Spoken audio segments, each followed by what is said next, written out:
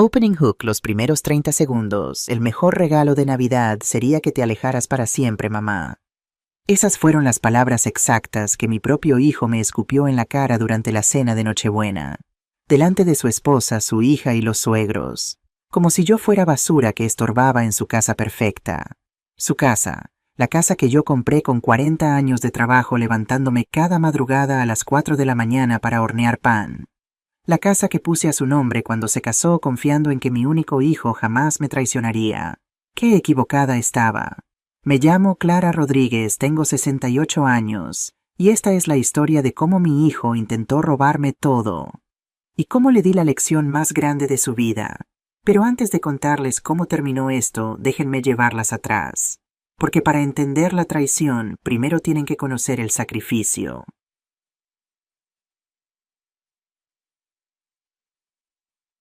Capítulo 1. 40 años de sudor y harina. Nací en el barrio de Triana, Sevilla, en 1956. Hija de una familia humilde, aprendí desde niña que en esta vida nadie te regala nada. Mi abuela tenía un puesto en el mercado donde vendía pan casero, y yo la ayudaba desde los 8 años con las manos tan pequeñas que apenas podía amasar la masa. Clara me decía mi abuela mientras yo luchaba con la harina, el pan es como la vida. Si no le pones amor y esfuerzo queda duro y nadie lo quiere. No sabía entonces que esas palabras me acompañarían durante los siguientes 60 años. Me casé con Antonio Rodríguez cuando tenía 22 años. Él era ingeniero de construcción, un hombre bueno trabajador con ojos amables y manos fuertes. Nos enamoramos en las fiestas de la Cruz cuando yo vendía rosquillas cerca de la caseta de su familia. Me invitó a bailar sevillanas y desde ese momento supe que era el hombre de mi vida. Tuvimos a Diego 3 años después, mi niño precioso con los ojos de su padre y mi nariz respingona. Lo adorábamos.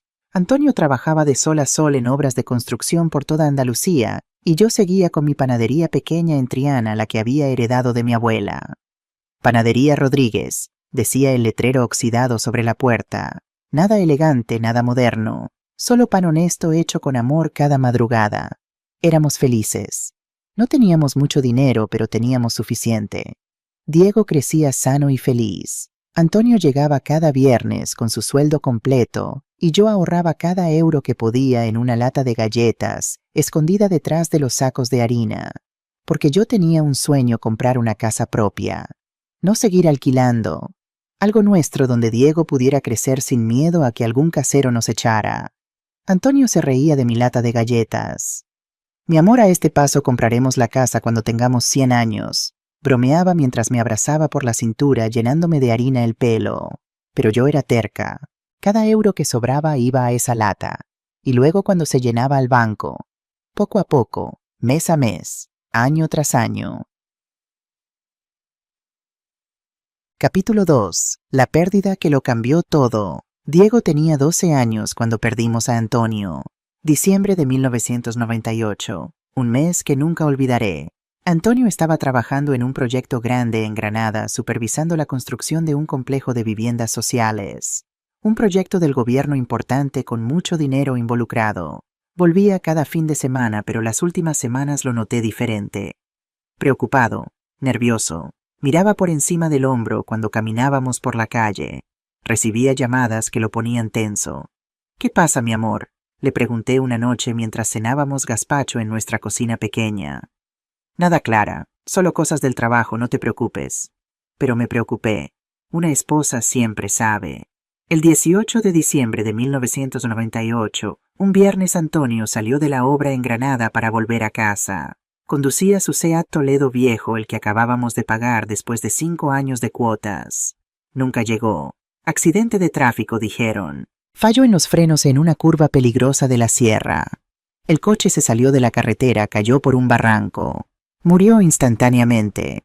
Tenía 41 años. Recuerdo que cuando vinieron a darme la noticia, Diego estaba haciendo los deberes en la mesa de la cocina. Recuerdo que grité tan fuerte que los vecinos vinieron corriendo. Recuerdo que Diego me abrazó un niño de 12 años tratando de consolar a su madre destrozada y susurró: «Tranquila, mamá, yo te voy a cuidar». El funeral fue en la iglesia de Santa Ana en Triana. Vino medio barrio. Antonio era querido, La gente lloraba, me abrazaba, me decía que era muy joven para ser viuda, que Dios tenía sus razones.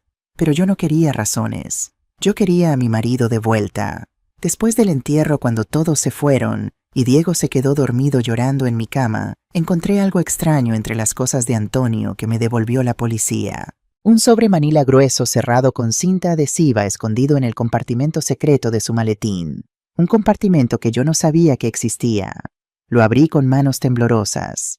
Dentro había documentos, muchos documentos. Contratos de construcción, facturas, fotografías de edificios a medio construir. Y una carta escrita a mano por Antonio con su letra apretada e inclinada. Clara, mi amor, si estás leyendo esto es porque algo me ha pasado. Lo que encontraste no es casualidad.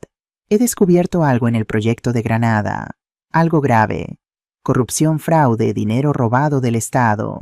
Tengo pruebas, pero la gente involucrada es poderosa. Muy poderosa. Me han amenazado. Me han dicho que si hablo mi familia pagará el precio. No he ido a la policía porque tengo miedo por ti y por Diego. Pero tampoco puedo quedarme callado viendo cómo roban dinero que debería construir casas para familias necesitadas. Guarda estos documentos. No se los enseñes a nadie todavía, excepto a Fernando Silva, mi amigo de la universidad. Él es abogado, él te ayudará cuando sea el momento correcto. Si algo me pasa no es un accidente. Te amo, cuida a nuestro hijo, y perdóname por ponerte en esta situación, Antonio. Leí esa carta 20 veces esa noche. Las lágrimas caían sobre el papel borrando algunas palabras. Mi marido no había muerto en un accidente. Lo habían matado, y yo tenía en mis manos la razón. Capítulo 3. 15 años de silencio. Esa noche tomé una decisión. No le dije nada a nadie, ni a la policía, ni a Fernando Silva, ni siquiera a mi madre. ¿Por qué? Porque tenía 12 años de hijo que proteger. Porque Antonio había muerto precisamente por intentar hacer lo correcto. Porque tenía miedo de que si yo también hablaba Diego quedaría huérfano. Guardé los documentos en el lugar más seguro que conocía dentro de la pared de mi dormitorio, detrás de un cuadro de la Virgen de la Macarena. Hice el hueco yo misma una madrugada mientras Diego dormía. Metí el sobre manila, sellé la pared, colgué el cuadro. Y juré que cuando Diego fuera mayor, cuando estuviera a salvo, entonces sí haría justicia por Antonio. Mientras tanto tenía que sobrevivir. La pensión de viudedad no era mucho. La panadería tampoco daba grandes beneficios. Pero yo era fuerte, era joven, y tenía un hijo que alimentar. Así que trabajé. Trabajé como nunca había trabajado. Me levantaba a las 3 de la mañana para empezar a hornear. Bollos, barras de pan, rosquillas, tortas de aceite. Todo casero, todo con las recetas de mi abuela. A las 7 abría la tienda. A las 2 de la tarde cerraba, dormía una siesta de 1 hora y luego horneaba la segunda tanda para la venta de la tarde. Diego iba al instituto por las mañanas. Por las tardes me ayudaba en la panadería atendiendo el mostrador, contando el dinero. Era un niño bueno, estudioso, responsable.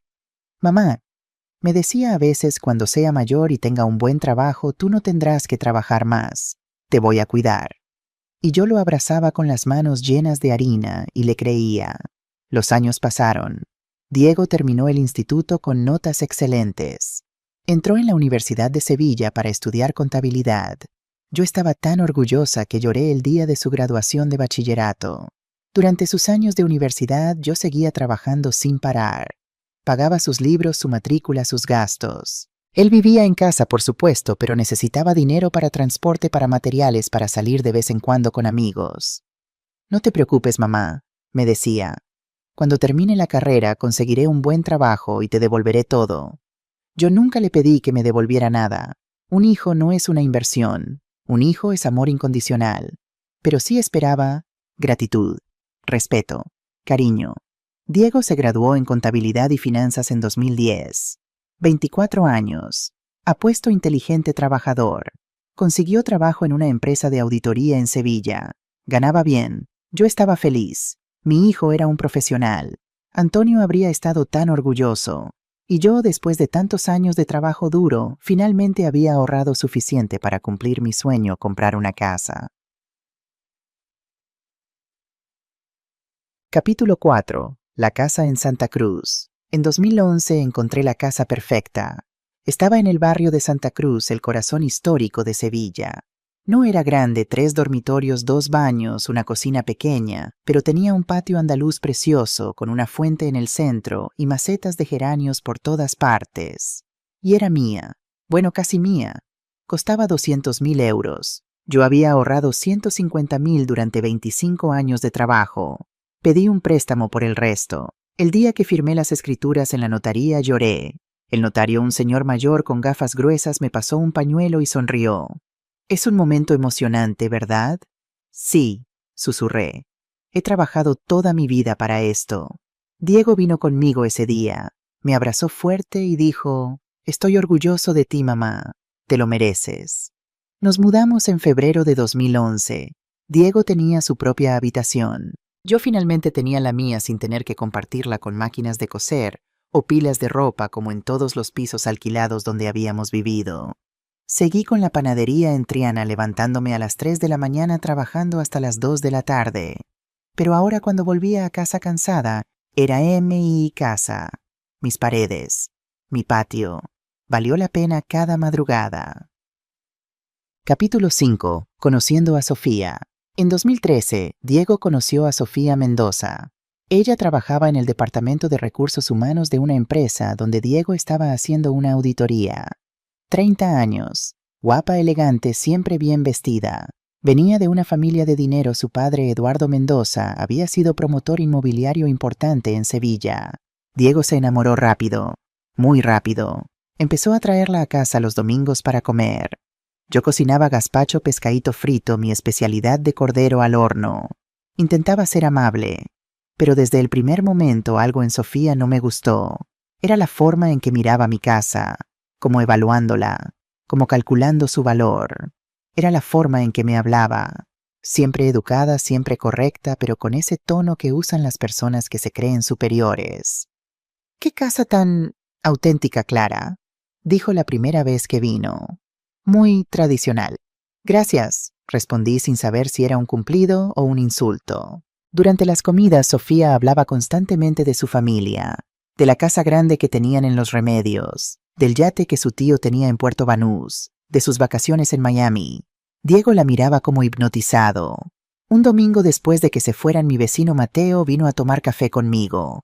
Mateo Ruiz, 70 años, viudo, mi amigo desde que nos mudamos. Él vivía en la casa de al lado y siempre estaba pendiente de mí. «Clara», me dijo removiendo el azúcar en su café, «esa mujer no es para tu hijo». «¿Por qué dices eso?» «Eso que se le ve en los ojos. Solo ve euros. No ve a Diego. Ve lo que Diego puede darle». «Diego no tiene dinero, Mateo. Es contador, gana bien, pero no es rico». Mateo me miró con esos ojos sabios de anciano. «No, pero tú tienes esta casa». Esas palabras me quedaron dando vueltas en la cabeza durante semanas, pero me las guardé, porque una madre no interfiere en el amor de su hijo, porque pensé que tal vez Mateo estaba equivocado, porque quería que Diego fuera feliz. En diciembre de 2013, Diego me dijo que quería casarse con Sofía. «Es el amor de mi vida, mamá», me dijo con los ojos brillantes. «Quiero pedírselo en Nochebuena». Tan rápido solo llevan saliendo 9 meses. Cuando encuentras a la persona correcta lo sabes. Yo sonreí y lo abracé.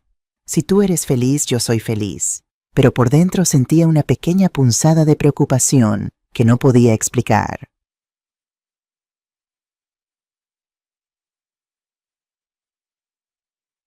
Capítulo 6. La boda y el regalo envenenado. Se casaron en junio de 2014 en la Catedral de Sevilla. Una boda grande, cara, pagada por la familia Mendoza. Yo me sentía fuera de lugar con mi vestido sencillo entre tanto lujo. La familia de Sofía me trataba con cortesía fría. Su madre Isabel apenas me dirigía la palabra.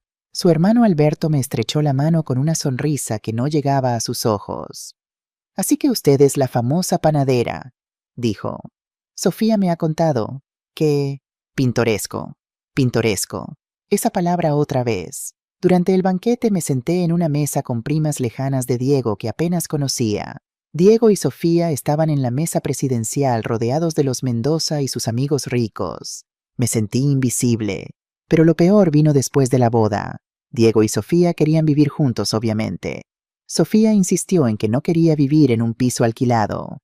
«Necesitamos establecernos de verdad», le dijo a Diego. empezar nuestra vida con algo sólido. Una noche 3 semanas después de la boda, Diego vino a verme. Se sentó en mi cocina nervioso, jugando con una cucharilla. Mamá, necesito pedirte algo. Dime, hijo. Sofía y yo necesitamos un lugar donde vivir, y pensé que, tal vez, podríamos vivir aquí, contigo. Mi corazón dio un vuelco. Vivir con ellos, en mi casa pequeña de 3 dormitorios, Diego, yo, no sé si... Por favor, mamá, solo hasta que ahorremos para comprar algo propio. 1 año, máximo 2, y pagaremos nuestra parte de los gastos, por supuesto. Miré a mi hijo, mi único hijo, el niño que me prometió que me cuidaría. Está bien, dije, pero con una condición. Esta casa sigue a mi nombre. Es mía. La trabajé durante 25 años para conseguirla. Por supuesto, mamá. Nunca te pediría que cambiaras eso. Se mudaron en julio de 2014. Al principio no fue tan malo. Sofía trabajaba todo el día. Diego también. Yo seguía con mi rutina de la panadería. Cenábamos juntos algunas noches. Los domingos yo cocinaba para todos. Pero poco a poco las cosas empezaron a cambiar. Sofía empezó a redecorar. Esta casa necesita modernizarse un poco, Clara, decía, trayendo cojines nuevos, cuadros modernos, plantas caras. No te preocupes, es mi regalo. Empezó a invitar a su familia los domingos. De repente mi cocina estaba llena de los Mendoza, que miraban mi comida casera como si fuera comida de tercera clase. Clara, ¿no tienes jamón ibérico?, preguntó Alberto un domingo. Solo tenemos este jamón serrano, normal. Es el jamón que puedo permitirme, respondí con firmeza. Sofía sonrió apretadamente. Es que estamos acostumbrados a ciertos estándares, Clara. No te lo tomes a mal. Empecé a sentirme como una invitada en mi propia casa. Capítulo 7. La nieta que amé. Desde el primer momento. En marzo de 2015. Sofía anunció que estaba embarazada. Iba a ser abuela. A pesar de todo, me emocioné. Un bebé. Una nueva vida. La continuación de nuestra familia. Luna nació en noviembre de 2015. 6 libras 4 onzas. Ojos enormes y oscuros. Perfecta. La primera vez que la sostuve en mis brazos en el hospital lloré. Olía a bebé nuevo, a esperanza, a futuro. Hola, mi pequeña Luna, susurré. Tu abuela va a quererte tanto. Y la quise. Dios, cómo la quise. Luna llenó la casa de luz, de risas, de vida. Sofía volvió al trabajo cuando Luna tenía 3 meses. ¿Y quién cuidaba a la bebé? Yo. Dejé la panadería en manos de mi ayudante Rosa por las tardes. Pasaba las tardes con Luna. Le daba el biberón, le cambiaba los pañales, la mecía para dormir, le cantaba las mismas canciones que le cantaba a Diego. No me importaba. Adoraba cada momento con mi nieta. Pero empecé a notar algo extraño. Sofía siempre tenía reuniones o eventos sociales por las noches. Diego también trabajaba hasta tarde constantemente. Yo me quedaba con Luna hasta las 11 la medianoche a veces. Los acostaba a ambos, primero a la niña, luego me quedaba dormida en el sofá esperando que sus padres llegaran. Gracias, mamá, decía Diego cuando finalmente llegaba. No sé qué haríamos sin ti. Pero Sofía solo decía, ya dormiste a Luna. Bien, sin gracias, sin reconocimiento, como si fuera mi obligación.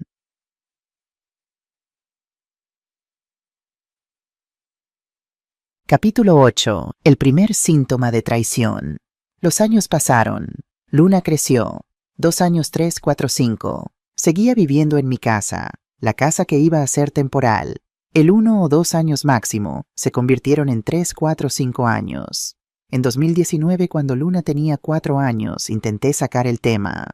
Diego, dije una tarde mientras él revisaba papeles en el comedor. Hijo, han pasado 5 años. ¿No crees que ya es hora de que busquen su propio lugar? Él levantó la vista sorprendido. ¿Qué por qué? ¿No estás feliz con nosotros aquí? No es eso. Es solo que esta es una casa pequeña. Ustedes son una familia ahora. Necesitan su propio espacio. Mamá, es que económicamente ahora no es buen momento. Tengo algunas deudas. Sofía quiere cambiar de coche.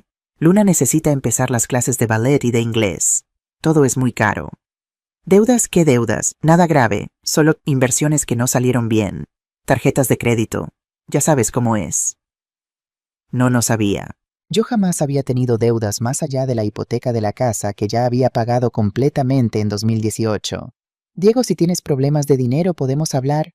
No, mamá, tranquila. Lo tengo controlado. Solo necesitamos un poco más de tiempo aquí. Está bien unos meses más. Esos meses más se convirtieron en años más. Y mientras tanto algo sutil estaba cambiando. Sofía empezó a hablar de la casa como si fuera suya.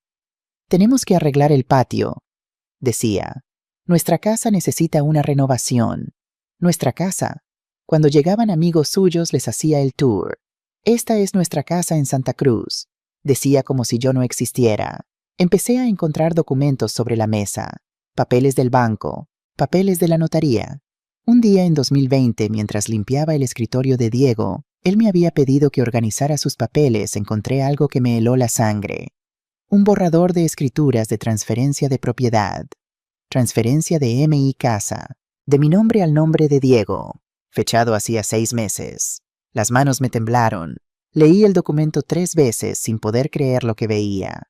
Alguien había preparado documentos para quitarme mi casa, la casa por la que trabajé 25 años, la casa que compré con el sudor de mi frente. Diego lo sabía. Era idea suya. Guardé el documento en mi lugar. No dije nada, todavía, porque necesitaba saber más. Necesitaba entender si mi hijo me estaba traicionando o si algo más estaba pasando.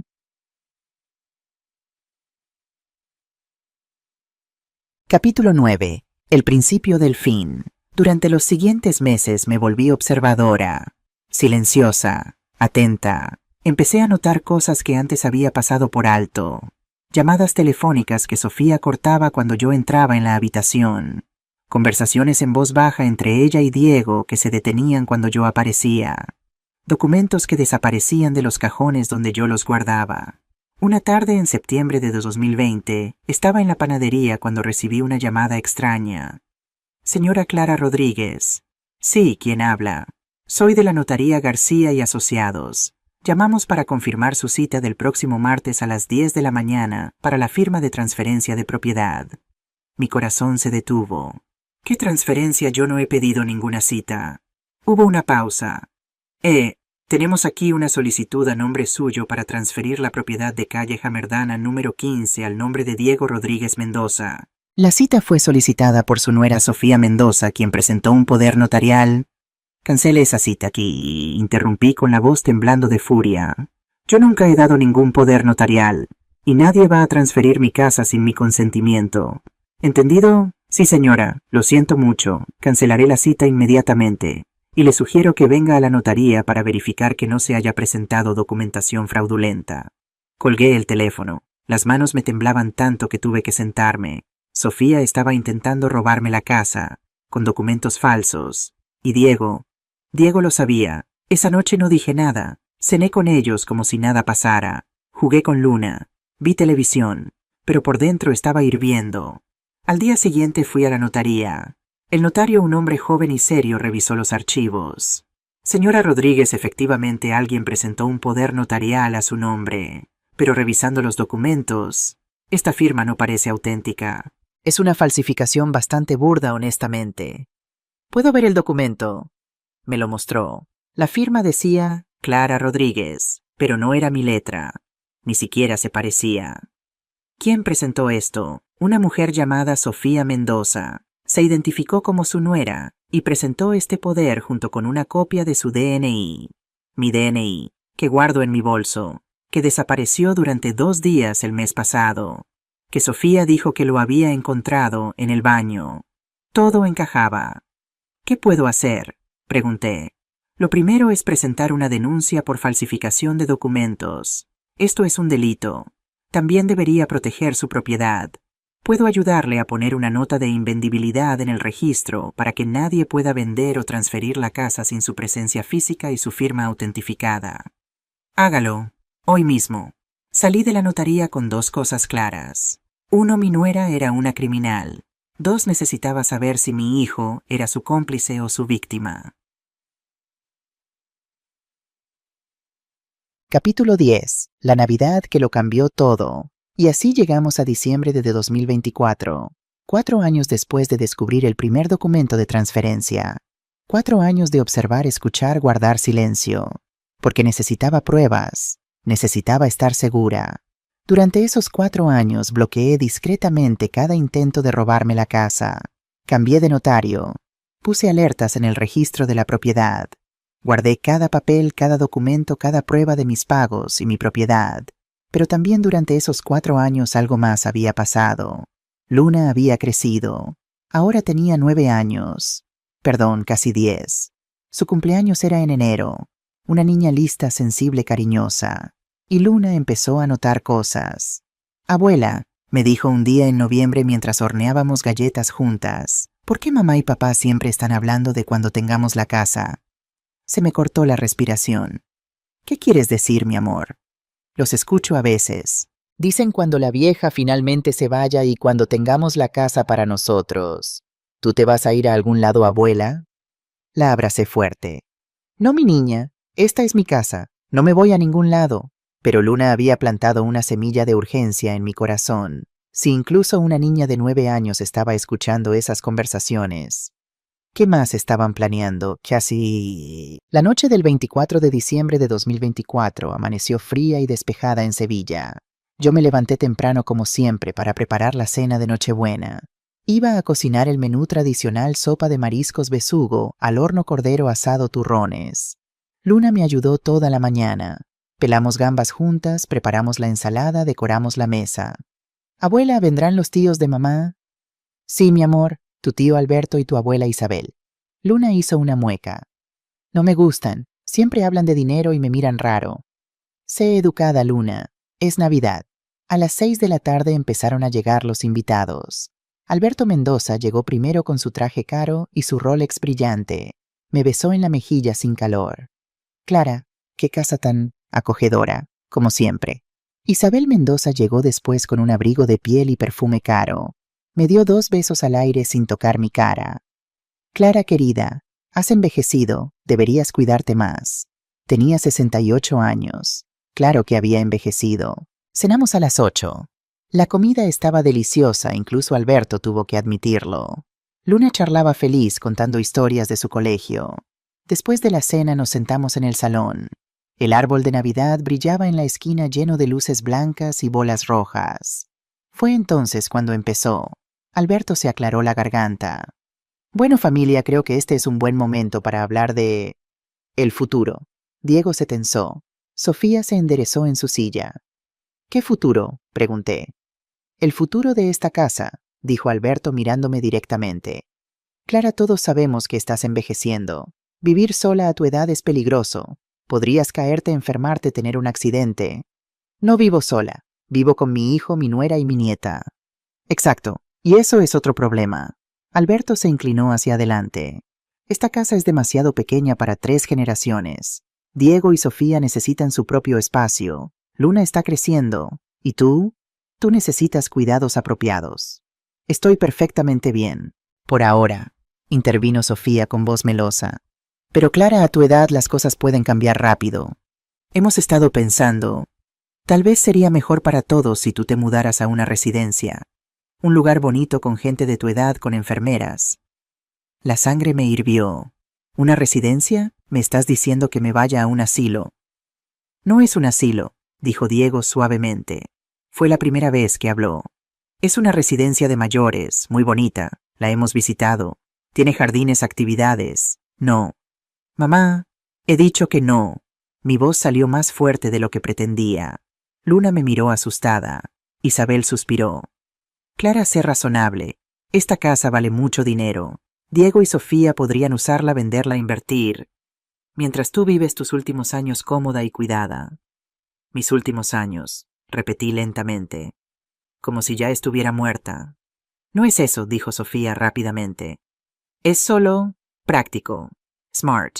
Tú cobrarías la pensión, vivirías sin preocupaciones, y nosotros finalmente podríamos tener estabilidad financiera. Ahí estaba, la verdad. No les importaba mi bienestar, les importaba mi casa. Y entonces Diego dijo las palabras que lo cambiaron todo. Se levantó, me miró, y con voz fría, sin emoción, dijo: el mejor regalo de Navidad sería que te alejaras para siempre, mamá. El silencio cayó sobre la habitación como una manta de plomo. Luna dejó escapar un sollozo pequeño. Isabel carraspeó incómoda. Alberto sonrió. Sofía mantuvo la cara neutra, pero vi satisfacción en sus ojos. Y yo sentí como si me hubieran clavado un cuchillo en el corazón. Mi hijo, mi único hijo, el niño que sostuve en mis brazos cuando nació, el niño que lloró en mi hombro cuando murió su padre, el niño al que di todo. Me acababa de decir que desapareciera de su vida. Me levanté lentamente. Las piernas me temblaban, pero mantuve la espalda recta. Entiendo, dije con voz tranquila. Gracias por la claridad, Diego. Mamá, no lo tomes así.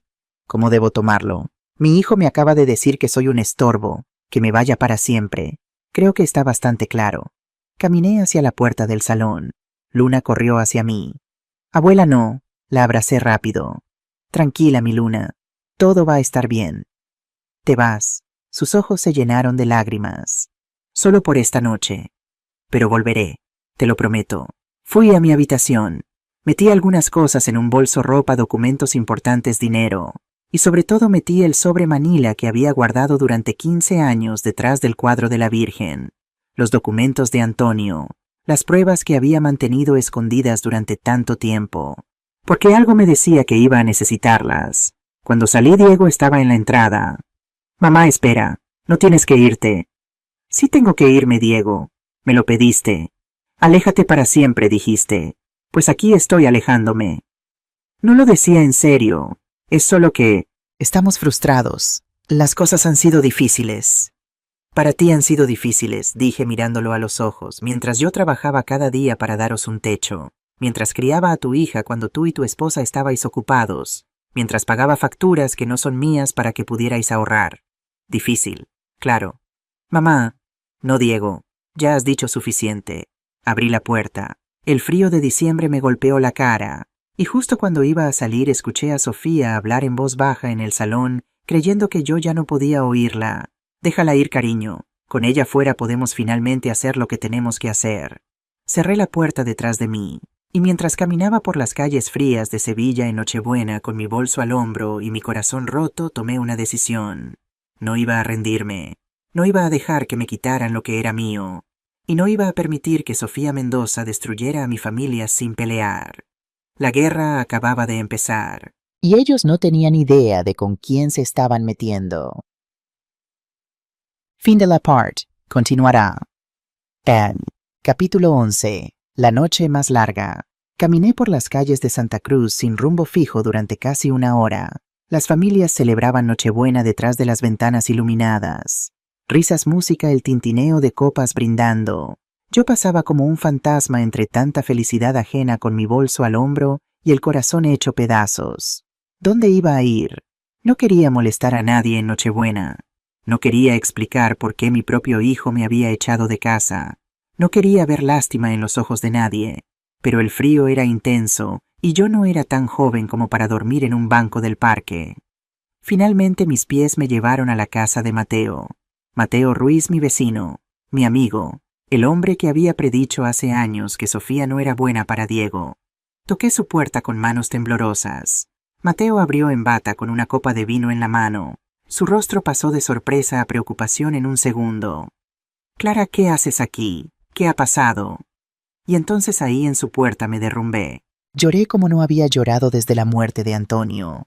Grandes sollozos que me sacudían el cuerpo entero.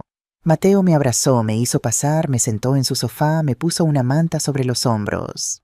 Respira, mujer, respira, cuéntame todo. Y se lo conté. Todo, desde los documentos falsos hace 4 años hasta las palabras de Diego esa noche. Mateo escuchó en silencio, su rostro endureciéndose con cada palabra. Cuando terminé, él se sirvió otro vino. Me sirvió uno a mí también. Clara, dijo finalmente, no me sorprende, pero me indigna. Esa mujer, esa Sofía, lleva años manipulando a tu hijo, y Diego es demasiado débil para resistirse. Es mi hijo, Mateo. ¿Cómo pude criar a alguien capaz de tratarme así? No lo criaste tú. La vida lo cambió. El dinero lo cambió. Esa mujer lo cambió. Mateo apretó mi mano. Pero escúchame bien. No vas a dejar que se salgan con la suya. ¿Me oyes? No vamos a permitirlo. ¿Qué puedo hacer? Es mi palabra contra la de ellos. Soy solo una vieja panadera. Eres Clara Rodríguez, interrumpió Mateo con fiereza. Una mujer que levantó un negocio sola, que crió un hijo sola, que pagó una casa sola. No eres débil, nunca lo has sido, y no vas a empezar ahora. Sus palabras me dieron un pequeño hilo de fuerza. Además, continuó Mateo, no estás sola, yo te ayudaré, y conozco a alguien más que puede ayudar. ¿Quién? Un joven que trabaja en el taller mecánico de la esquina. Carlos. Su madre Paz era cliente tuya en la panadería. ¿Recuerdas? Murió hace 3 años de cáncer. Tú le dabas pan fiado cuando ella no podía pagar. Le diste dinero para el funeral. Carlos nunca lo olvidó. Sí recordaba a Paz, una mujer valiente trabajadora que luchó contra el cáncer durante 2 años. Y recordaba a Carlos, un chico tímido que siempre venía a comprar pan para su madre. ¿Qué tiene que ver Carlos con esto? Trabaja como mecánico, pero también hace trabajos ocasionales. Conduce para una empresa de alquiler de coches. Y hace un par de días vino a verme con algo interesante. Mateo bajó la voz. Ha estado conduciendo para alguien que pregunta por ti. Alguien que no es de la familia. El estómago me dio un vuelco. Kenan, un hombre de unos 50 años. Acento de Madrid. Alquiló un coche hace 2 semanas y ha estado observándote. Carlos reconoció tu nombre cuando el hombre lo mencionó. Por eso vino a decírmelo. ¿Pero quién? ¿Por qué alguien me vigilaría? Mateo señaló mi bolso. ¿Qué llevas ahí? ¿Ropa, documentos? ¿Qué documentos? De repente lo entendí. Los documentos de Antonio. Las pruebas del fraude de 1995. Mateo, hay algo que nunca te conté. Sobre la muerte de Antonio. Y entonces por primera vez en 15 años le conté a alguien la verdad completa. Capítulo 12. Secretos del pasado. Mateo escuchó en silencio mientras yo le contaba sobre la carta de Antonio sobre el fraude en el proyecto de construcción en Granada, sobre las amenazas, sobre mi sospecha de que la muerte de Antonio no había sido un accidente. Dios mío, Clara, susurró cuando terminé. Has estado viviendo con esto durante 15 años.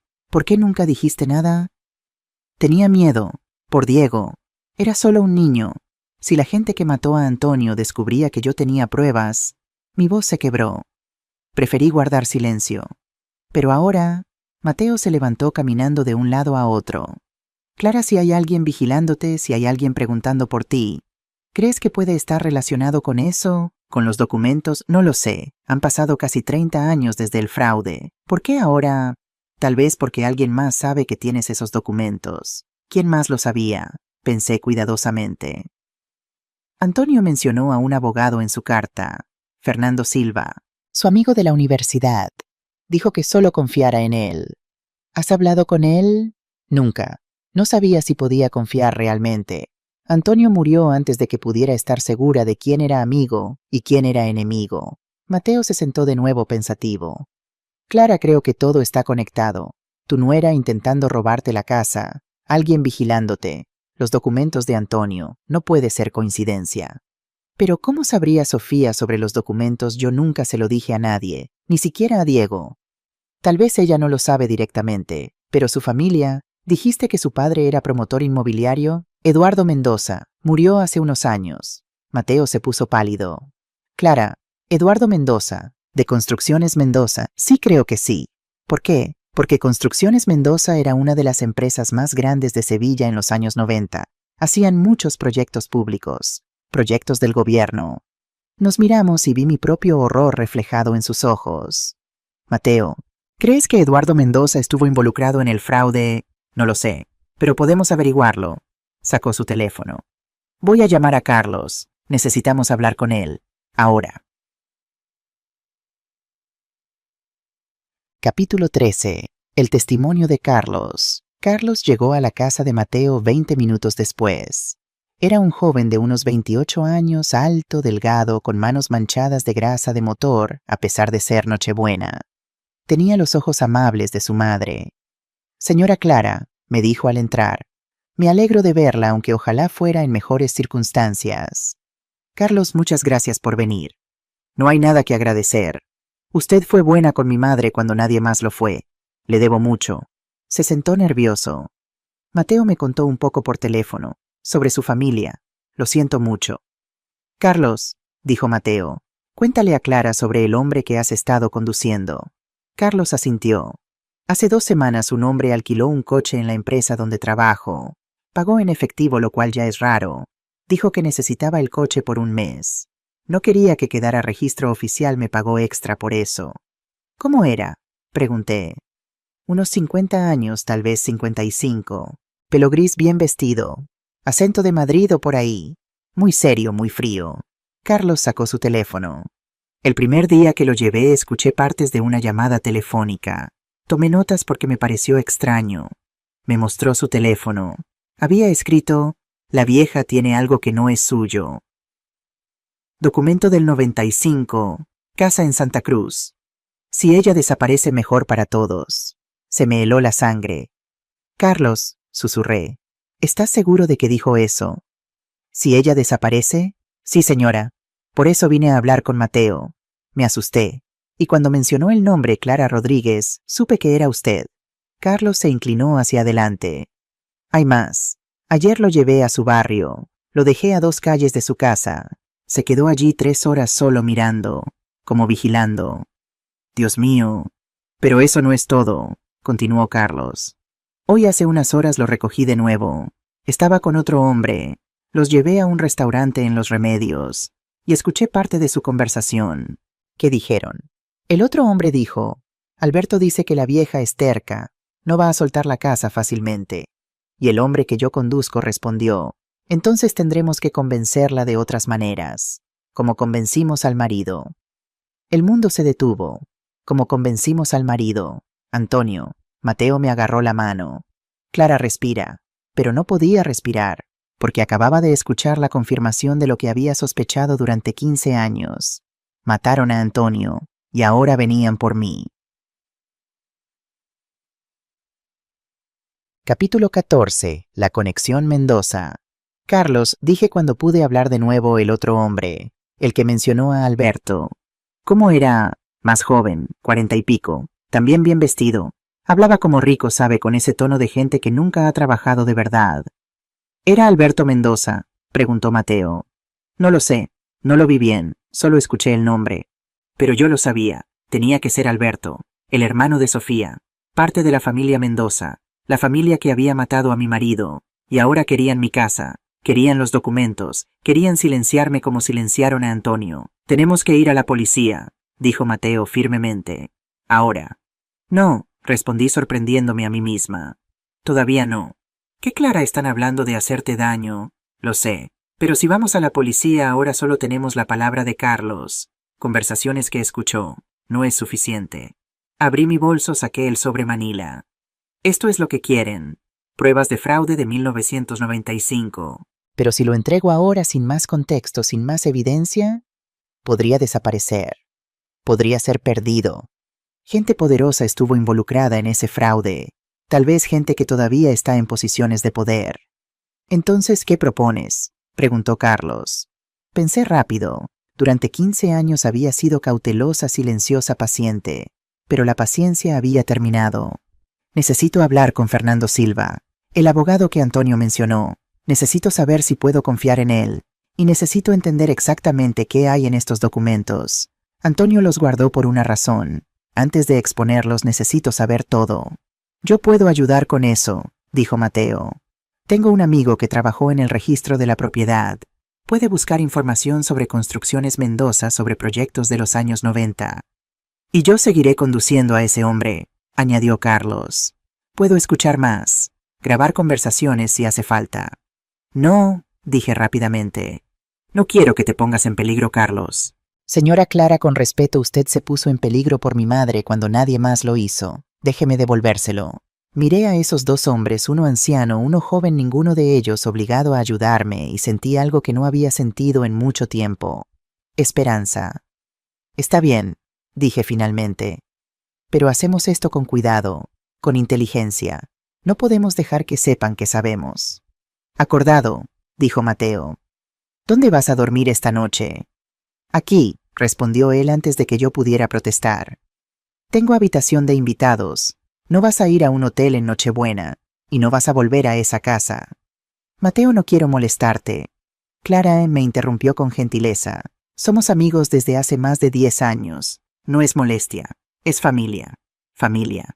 Una palabra que hacía unas horas había significado traición. Ahora significaba estos dos hombres dispuestos a ayudarme sin pedir nada a cambio.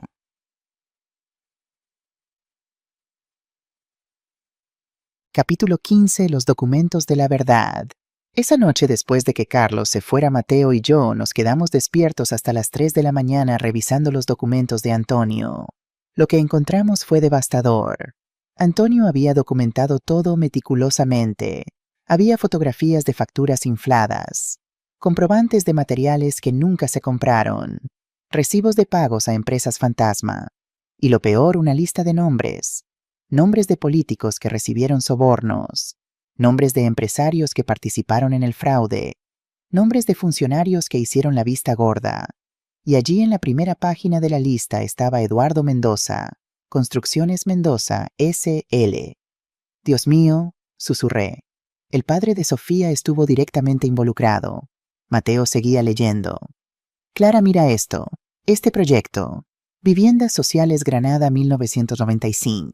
Se suponía que eran 200 viviendas para familias de bajos recursos. Presupuesto 30 millones de euros del Estado.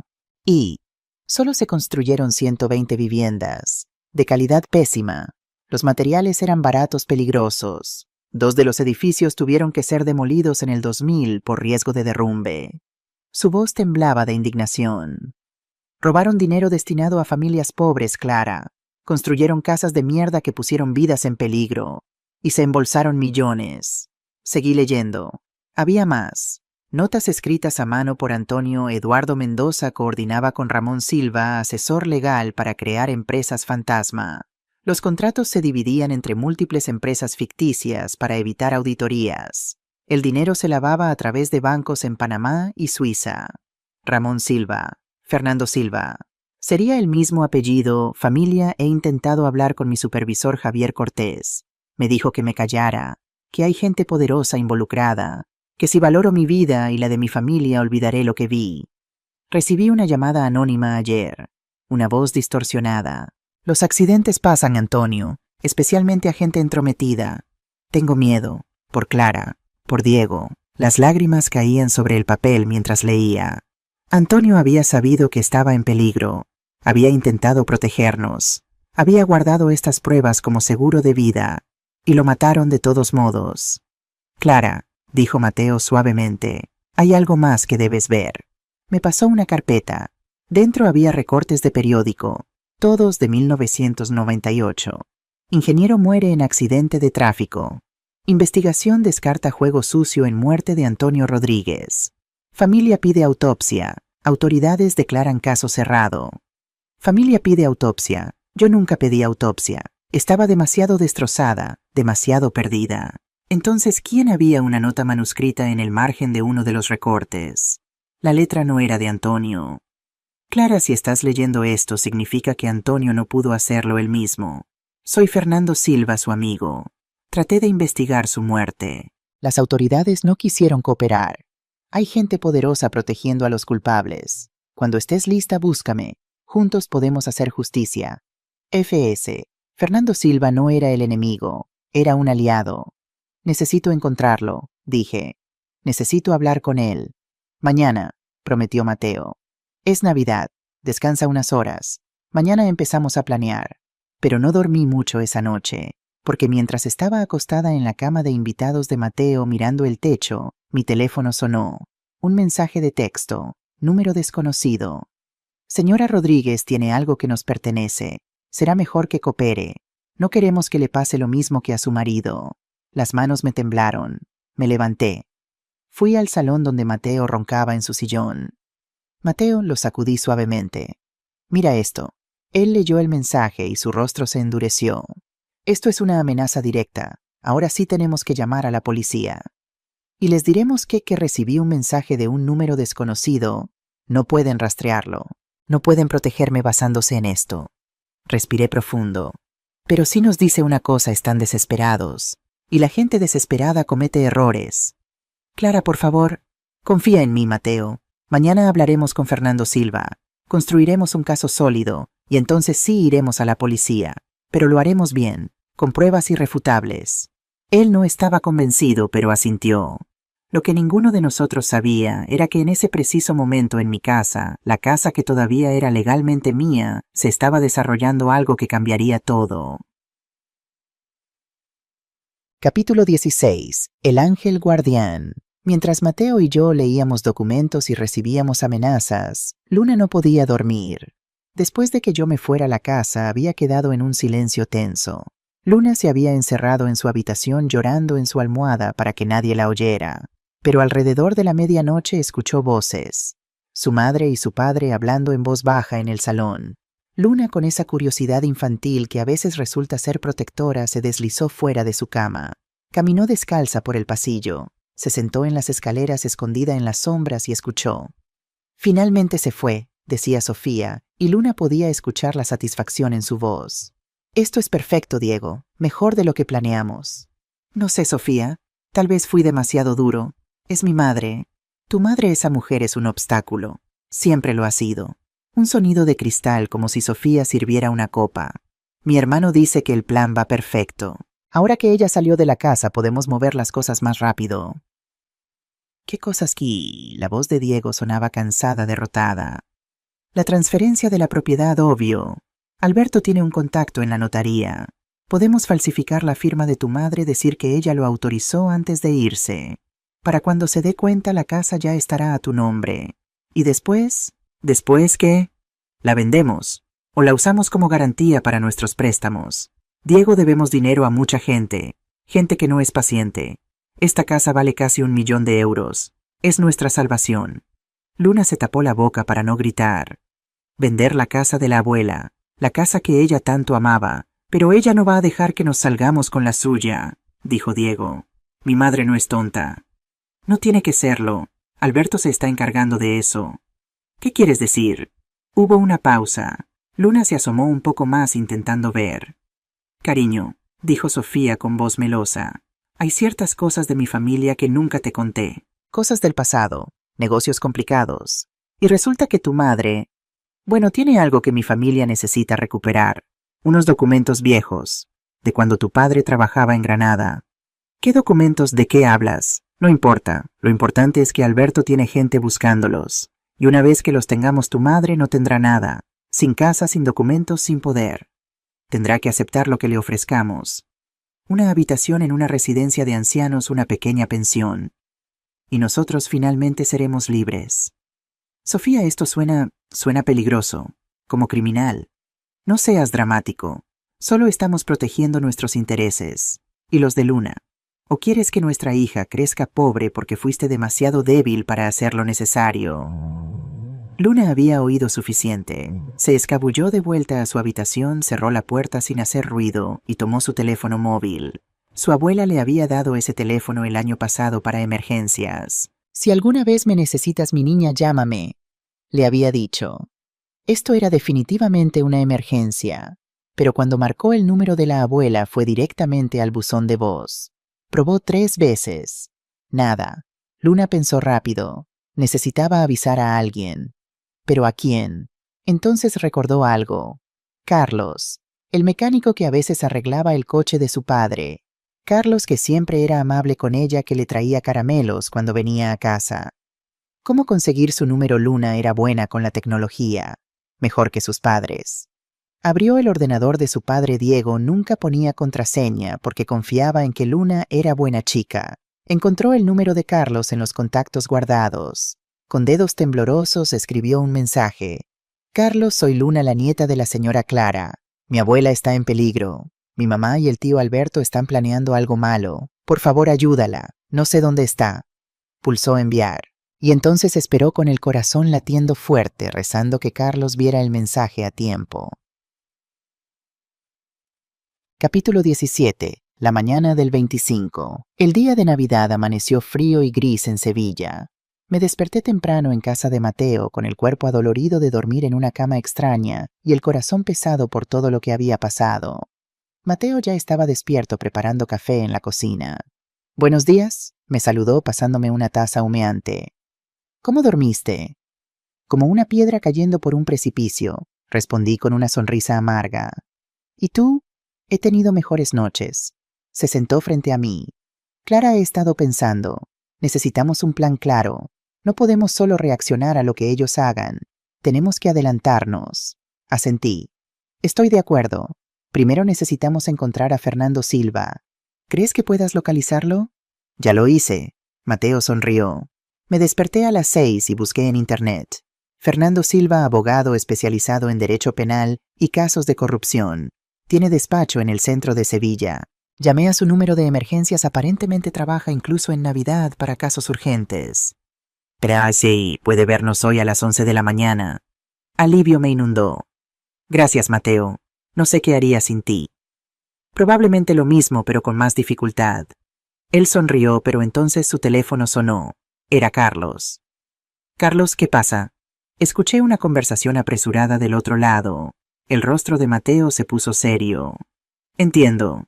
Sí está aquí conmigo. Se lo diré. Colgó y me miró. Clara, Carlos recibió un mensaje de Luna anoche. Ella escuchó una conversación entre Diego y Sofía. Mi corazón se aceleró. ¿Está bien? Luna, ¿está bien? Está bien, pero hay problemas. Sofía y Alberto están planeando falsificar tu firma hoy para transferir la casa. Y están buscando activamente los documentos de Antonio. Maldita sea, susurré. Se están moviendo más rápido de lo que pensaba. Hay más.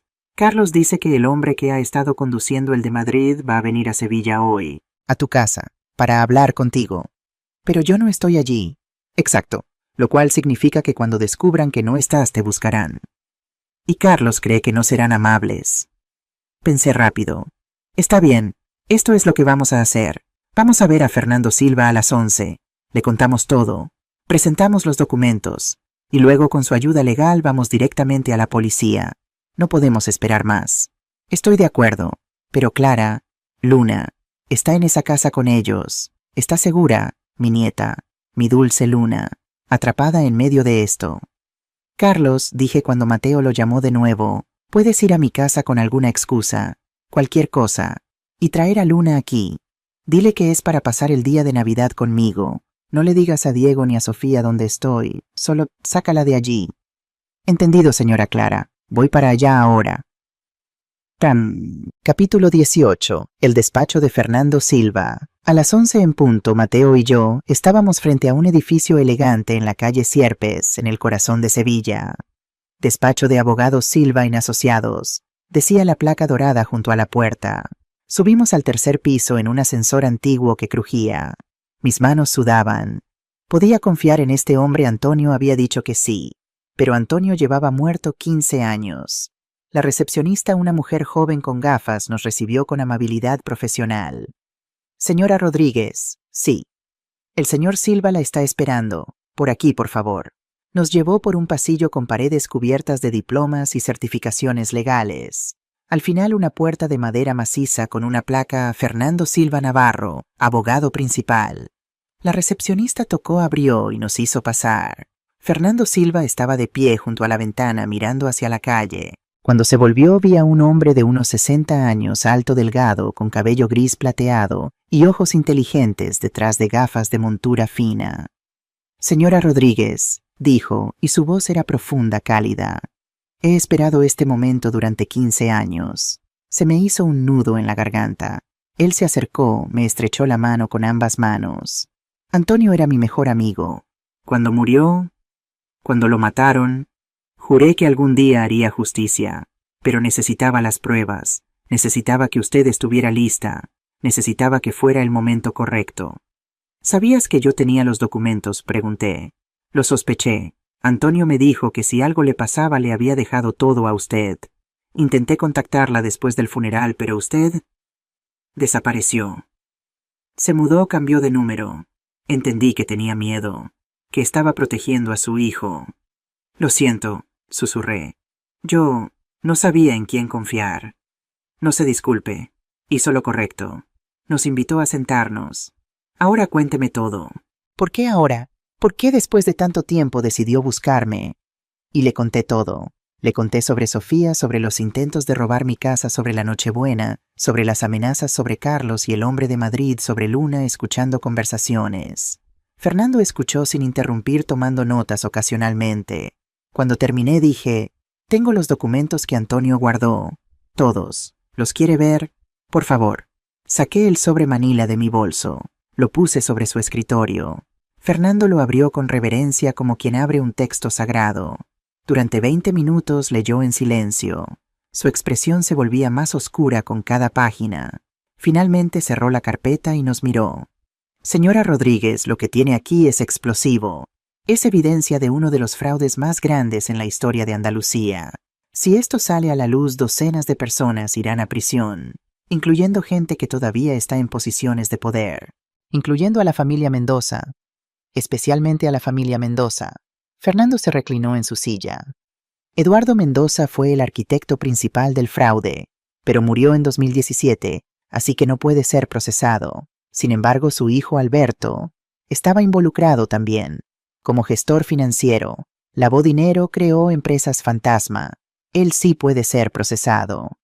Y Sofía, su nuera, si ella sabía sobre el fraude original, probablemente era demasiado joven en 1995 para estar involucrada directamente. Pero si ahora está tratando de ocultar evidencia, si está amenazándola, si está falsificando documentos, esos son delitos actuales. Ella puede ser procesada también. Bien, dije con fiereza. Quiero que paguen. Todos. Fernando asintió. Lo entiendo, pero tenemos que ser estratégicos. Si vamos ahora a la policía con esto sin preparación, sin garantías, hay riesgo de que la evidencia desaparezca, de que testigos sean amenazados, de que personas en posiciones de autoridad que están implicadas intervengan. Entonces, ¿qué hacemos? Primero voy a hacer copias de todo esto, varias copias. Las guardaremos en diferentes lugares seguros. Segunda, voy a contactar a un fiscal específico que conozco. Alguien limpio, alguien que no puede ser comprado. Tercera, vamos a construir un caso no solo por el fraude de 1995, sino también por la muerte de Antonio. Mi corazón latió más fuerte. ¿Crees que podemos probar que lo mataron? Con esto, Fernando tocó los documentos y con el testimonio de Carlos sobre las conversaciones que ha escuchado. Tenemos una base. No será fácil. Ha pasado mucho tiempo, pero tenemos una oportunidad. ¿Cuánto tiempo tomará? Si nos movemos rápido, si el fiscal acepta el caso, si la policía coopera, podríamos tener órdenes de arresto en una semana. Tal vez menos si argumentamos que usted está en peligro inmediato. Lo estoy, dije mostrándole el mensaje de texto amenazante de anoche. Fernando lo leyó y su mandíbula se apretó. Esto es intimidación criminal. Con esto solo ya podemos pedir protección policial para usted. Marcó un número en su teléfono.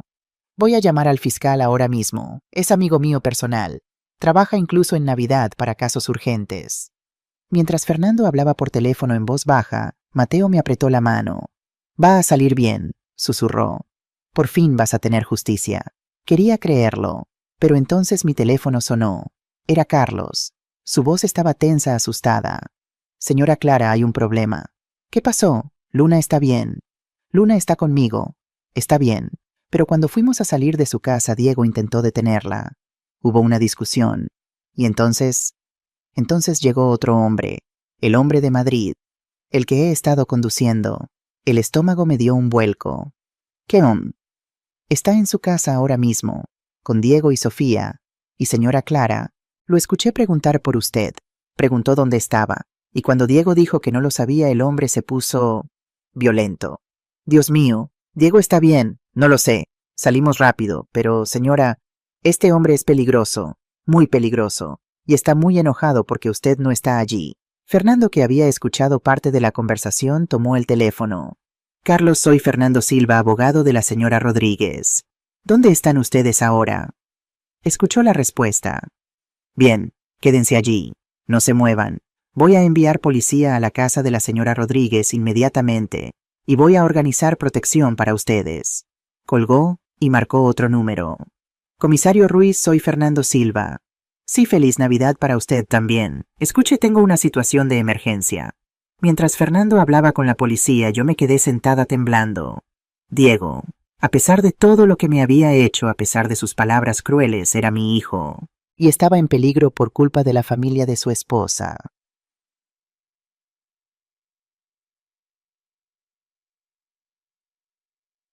Capítulo 19. La casa bajo asedio. Lo que no sabíamos en ese momento era lo que realmente estaba pasando en mi casa. Diego estaba en el salón de pie frente a un hombre que lo superaba en altura y en intimidación. El hombre se llamaba Ricardo Solís, 52 años, exmilitar. Ahora trabajaba como solucionador de problemas para gente rica con secretos que proteger. ¿Dónde está tu madre, Diego?, preguntó Ricardo con voz peligrosamente tranquila. Ya te lo dije, no lo sé. Se fue anoche después de la cena. No me dijo dónde iba. ¿Y no te parece extraño? ¿No te preocupa? Claro que me preocupa. Es mi madre. Ricardo se rió sin humor. Tu madre, la mujer a la que echaste de su propia casa en Nochebuena. Perdóname si dudo de tu preocupación. Diego se sonrojó. Eso fue un error. Estaba frustrado. No lo decía en serio. Pues tu esposa sí lo decía en serio. Ricardo se volvió hacia Sofía, que estaba sentada en el sofá pálida, pero tratando de mantener la compostura. ¿No es así, Sofía? No sé de qué hablas. Claro que lo sabes. Tu hermano Alberto me contrató. Me dijo que había una mujer vieja con documentos peligrosos, documentos que podrían arruinar a tu familia, y que necesitaban recuperarlos, por cualquier medio necesario. Ricardo, dijo Sofía con voz firme, solo se suponía que ibas a asustarla un poco, convencerla de que nos diera lo que necesitamos. Oh, eso es exactamente lo que planeo hacer. Pero primero necesito encontrarla. Ricardo se acercó a Diego. ¿Tienes alguna idea de dónde podría estar tu madre? ¿Amigos, familia? Diego negó con la cabeza. Ella no tiene mucha familia, solo nosotros. Y amigos, tal vez Mateo el vecino, pero... ¿Mateo quién? Mateo Ruiz. Vive en la casa de al lado, pero no creo que... Ricardo ya estaba saliendo por la puerta. Sofía se levantó histérica. Espera, no puedes simplemente... Pero Ricardo ya estaba tocando a la puerta de Mateo. No hubo respuesta. Ricardo volvió. No está. La casa está vacía. ¿Alguna otra idea? Diego estaba empezando a entender la gravedad de la situación. ¿Qué vas a hacerle a mi madre si la encuentras? Nada que no se haya hecho antes en tu familia, respondió Ricardo con frialdad. Tu suegro Eduardo entendía cómo manejar problemas como este. Tu suegra Isabel también. ¿Por qué crees que tu padre tuvo ese accidente hace tantos años? El mundo de Diego se detuvo. ¿Qué acabas de decir? Ay, ¿nadie te lo contó? Ricardo sonrió. Tu padre Antonio Rodríguez descubrió el fraude de construcción en el 95. Amenazó con ir a las autoridades. Eduardo no podía permitirlo, así que se organizó un accidente. Los frenos de su coche fallaron en una curva muy conveniente. Diego se volvió hacia Sofía horrorizado. ¿Tú sabías esto? Sofía no respondió, no negó, solo miró hacia otro lado. Y en ese momento Diego entendió. Su esposa no solo venía de una familia criminal. Su familia había matado a su padre, y él por codicia, por debilidad, había estado ayudándolos a atacar a su madre. Dios mío, susurró cayendo en el sofá. ¿Qué he hecho? Capítulo 20. La revelación de Luna. Mientras tanto, en un café pequeño, a 3 calles de distancia, Carlos intentaba calmar a Luna. La niña estaba temblando abrazando una taza de chocolate caliente que apenas había tocado. «¿Mi abuela va a estar bien?», preguntó por 10ª vez. «Va a estar bien», prometió Carlos. «Está con gente que la va a proteger. Abogados amigos. Y la policía ya va en camino a tu casa». «Carlos, mi papá, ¿crees que él también está en peligro?». Carlos no sabía qué decir. Probablemente sí. Pero, ¿cómo le dices eso? Eso a una niña de 9 años. La policía va a asegurarse de que todos estén bien. Luna lo miró con esos ojos grandes e inteligentes. «Carlos, tengo algo que mostrarte». Sacó su teléfono. Había estado grabando. «Anoche, después de que la abuela se fue, mis papás siguieron hablando. Bajé las escaleras y... grabé la conversación. No sabía qué más hacer». Carlos tomó el teléfono incrédulo. «¿Grabaste a tus padres? Necesitaba pruebas». «Para ayudar a la abuela, como en las películas». Carlos pulsó play. La voz de Sofía salió del pequeño altavoz. «Alberto tiene todo arreglado. El notario falso viene mañana. Firmamos los papeles como si fueran de Clara. Transferimos la casa a nombre de Diego. Y luego la vendemos rápido antes de que ella pueda hacer nada». «¿Y los documentos viejos? Los del 95. Ricardo los encontrará. Ha registrado casas antes. Sabe lo que hace. Y si Clara no coopera, bueno, los accidentes pasan. Igual que pasó con Antonio. La grabación terminó. Carlos miró a Luna impresionado y asustado a la vez. Luna, esto es evidencia crucial. Tu abuela necesita escuchar esto. Y la policía también. ¿Podemos ir con ella? ¿Con mi abuela? Carlos lo pensó. Fernando había dicho que se quedaran donde estaban, pero esta grabación cambiaba todo. Sí, vamos, pero rápido. Capítulo 21. Convergencia. Todos los hilos se estaban juntando. En el despacho de Fernando Silva, el fiscal, un hombre serio llamado Jorge Mendizábal, llegó con 2 detectives. Fernando saludó. Hace mucho que no teníamos un caso interesante en Navidad. Fernando presentó las evidencias, los documentos de Antonio, las amenazas a Clara, el testimonio de Carlos. Esto es suficiente para órdenes de arresto inmediatas, dijo Mendizábal. Fraude, lavado de dinero, amenazas, posible homicidio en el caso del esposo. Dios mío, Fernando, esto es enorme. Lo sé, por eso lo llamé a usted. Necesitamos movimiento rápido antes de que destruyan evidencia o lastimen a alguien. Mis detectives van en camino a la casa ahora, y voy a pedir órdenes de arresto para Sofía Mendoza y Alberto Mendoza. Justo entonces Carlos entró corriendo al despacho con Luna. Señora Clara. Luna corrió a mis brazos. La abracé tan fuerte que probablemente le hice daño. Mi niña preciosa. ¿Estás bien? Abuela, tengo algo importante. Y nos mostró la grabación. Cuando terminó, el fiscal silbó bajo. Eso es confesión directa de conspiración criminal.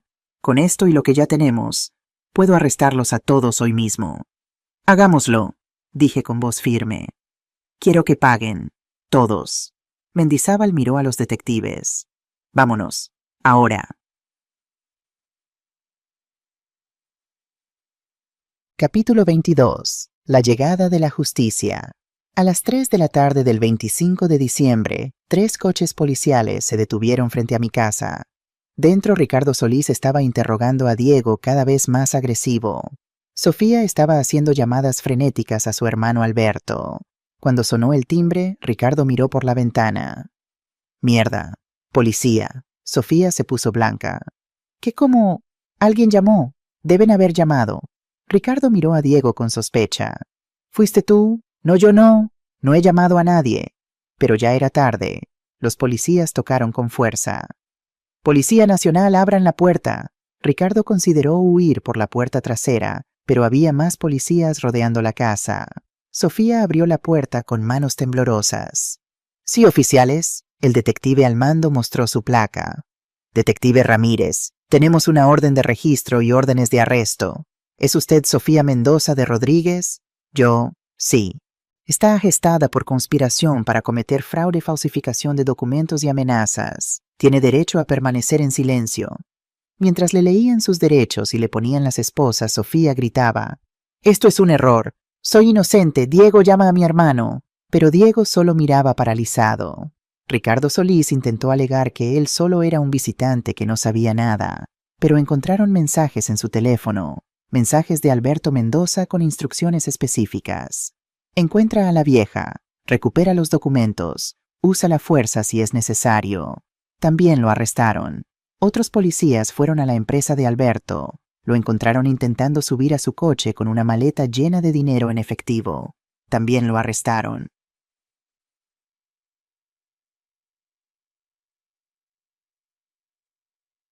Capítulo 23. El regreso a casa. A las 5 de la tarde. Fernando Silva me llevó de vuelta a mi casa. Había cinta policial amarilla, había oficiales tomando fotografías, había técnicos buscando evidencia. Pero era mi casa, y podía volver. Diego estaba sentado en los escalones de entrada con la cabeza entre las manos. Cuando me vio llegar, se levantó. Quiso acercarse, pero se detuvo inseguro. Luna corrió hacia él. «Papá», Diego la abrazó llorando. «Perdón, mi amor, perdón por todo». Yo me acerqué lentamente. «Mamá», su voz se quebró. «No tengo palabras, no tengo excusas. Yo lo arruiné todo. Miré a mi hijo, vencido, roto, avergonzado. Parte de mí quería abrazarlo y decir que todo estaría bien. Pero la parte más fuerte de mí, la parte que había sufrido su traición, que había sido echada de su propia casa, que había sido amenazada, no estaba lista para perdonar. Diego, dije con voz tranquila pero firme, durante décadas te di todo. Mi amor, mi tiempo, mi dinero, mi hogar. Y cuando me necesitaste proteger, cuando tu esposa y su familia me atacaron, no solo no me defendiste, te uniste a ellos. Lo sé. Dios, mamá, lo sé. Yo no he terminado. Mi voz se endureció. Tu esposa viene de una familia que mató a tu padre. ¿Lo sabías? Diego cerró los ojos, lágrimas cayendo. Acabo de enterarme. Hoy, Ricardo, me lo dijo. Entonces ahora sabes. Antonio murió porque descubrió el fraude. Y durante 15 años guardé esas pruebas esperando el momento correcto para hacer justicia. Y tú casi ayudaste a destruir esas pruebas. Casi me ayudaste a mí también. Perdóname, mamá. Por favor. Diego cayó de rodillas. Fui débil. Fui codicioso. Fui un idiota. Pero te juro, no sabía. No sabía sobre papá. No sabía que eran tan peligrosos. Yo solo quería salir de las deudas. Sofía me convenció de que tú estabas siendo egoísta, que no querías ayudarnos, que... ¿Y tú le creíste? En lugar de creer en la madre que te crió sola, que trabajó cada día de su vida para darte todo, que nunca te cobró ni un euro por vivir en su casa. Le creíste a ella. Diego no tenía respuesta, porque no había respuesta que justificara lo que había hecho. Mamá, intervino Luna agarrándose a mi brazo. Sé que papá la cagó, pero él es bueno en el fondo. Solo cometió errores, grandes errores. Miré a mi nieta, tan joven, tan sabia, tan pura. Lo sé, mi amor. Por eso no estoy diciendo que nunca lo perdonaré. Solo que no puedo perdonarlo ahora. Me arrodillé para estar a la altura de Diego. Hijo, hiciste daño. Mucho daño. Y ese daño necesita tiempo para sanar. Meses, tal vez años. Durante ese tiempo trabajarás para recuperar mi confianza. No con palabras, con acciones. ¿Entiendes? Diego asintió sollozando. Lo que sea. Haré lo que sea. Bien. Ahora tú y Luna pueden quedarse aquí esta noche, pero mañana empiezas a buscar tu propio lugar. Esta casa es mía, y la recupero. Claro, por supuesto. Me levanté. Fernando estaba esperando cerca, dándome espacio, pero listo para intervenir si era necesario. Señora Rodríguez, llamó uno de los detectives. Necesitamos que identifique algunos documentos que encontramos en la habitación de la señora Mendoza. Claro, me llevaron al dormitorio de Diego y Sofía. Allí sobre la cama había una caja llena de papeles. Papeles míos, documentos de mi casa, contratos viejos, incluso cartas personales de Antonio que yo guardaba en un cajón cerrado. Ella ha estado registrando toda la casa, explicó el detective, buscando algo específico. Los documentos de mi esposo, sobre el fraude. ¿Los encontró? No, yo los tenía conmigo. Sentí una satisfacción oscura. Nunca los encontraría. El detective sonrió. Bien hecho, señora.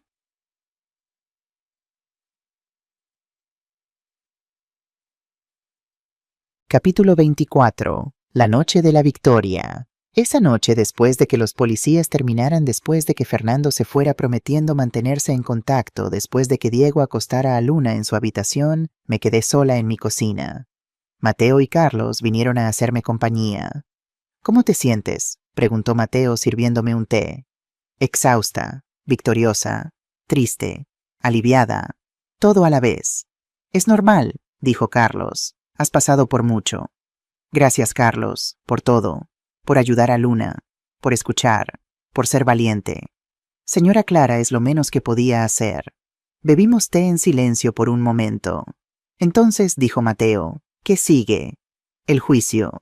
Fernando dice que con todas las pruebas que tenemos, Sofía, Alberto y Ricardo enfrentarán años de prisión, y el caso por la muerte de Antonio se reabrirá. Tal vez nunca podamos probar completamente que fue asesinato, ha pasado mucho tiempo, pero al menos la verdad saldrá. Y Diego, suspiré. Diego no será procesado.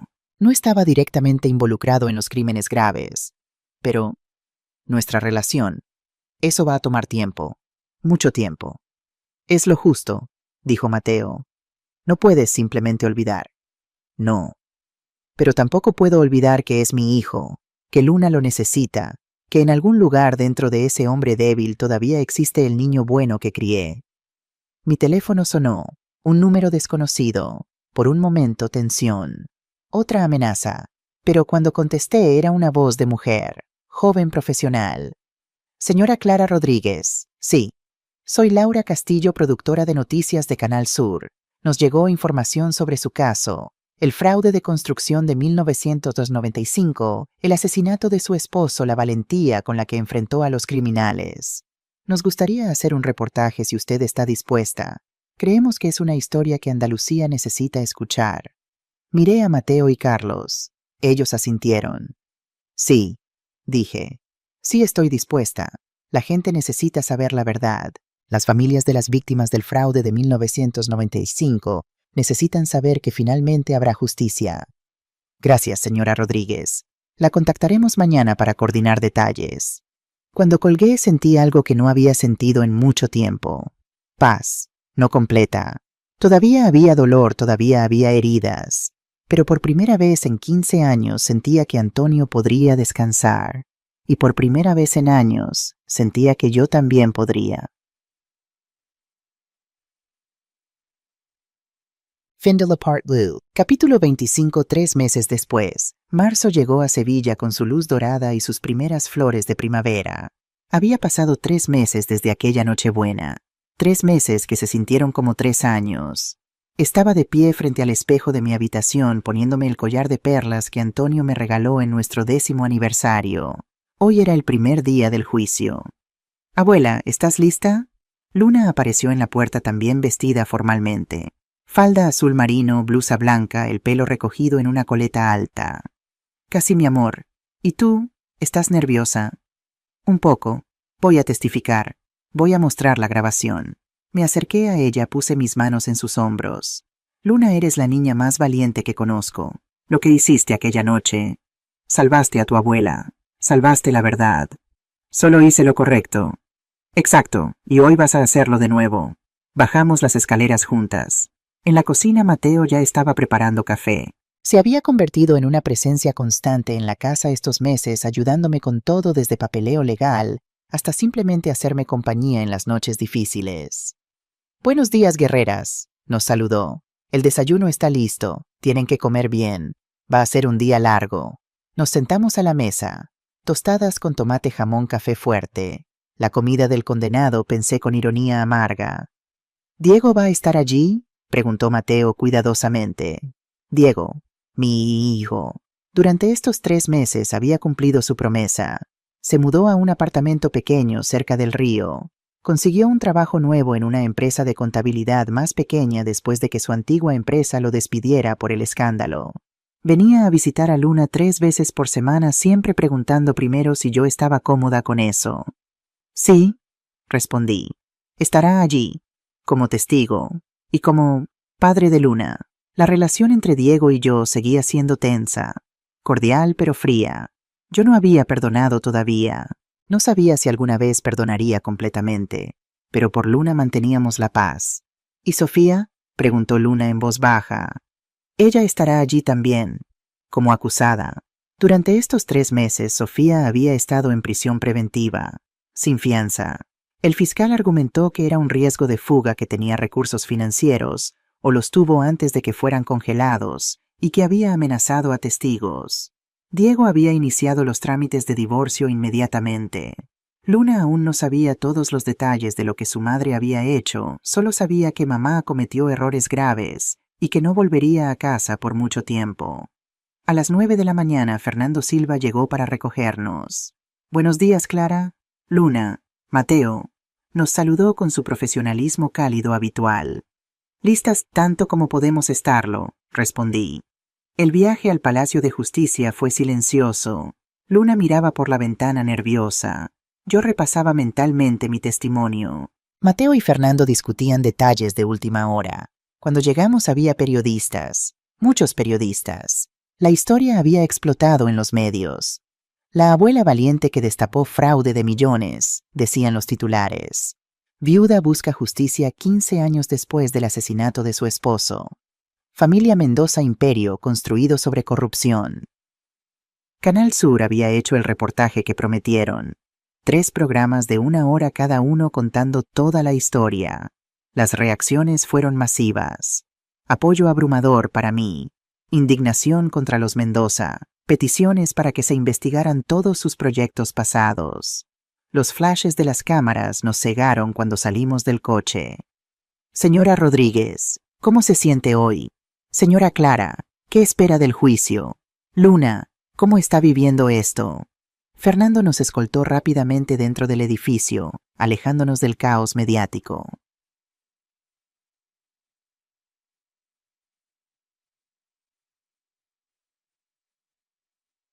Capítulo 26. La sala del juicio. La sala de juicio era imponente.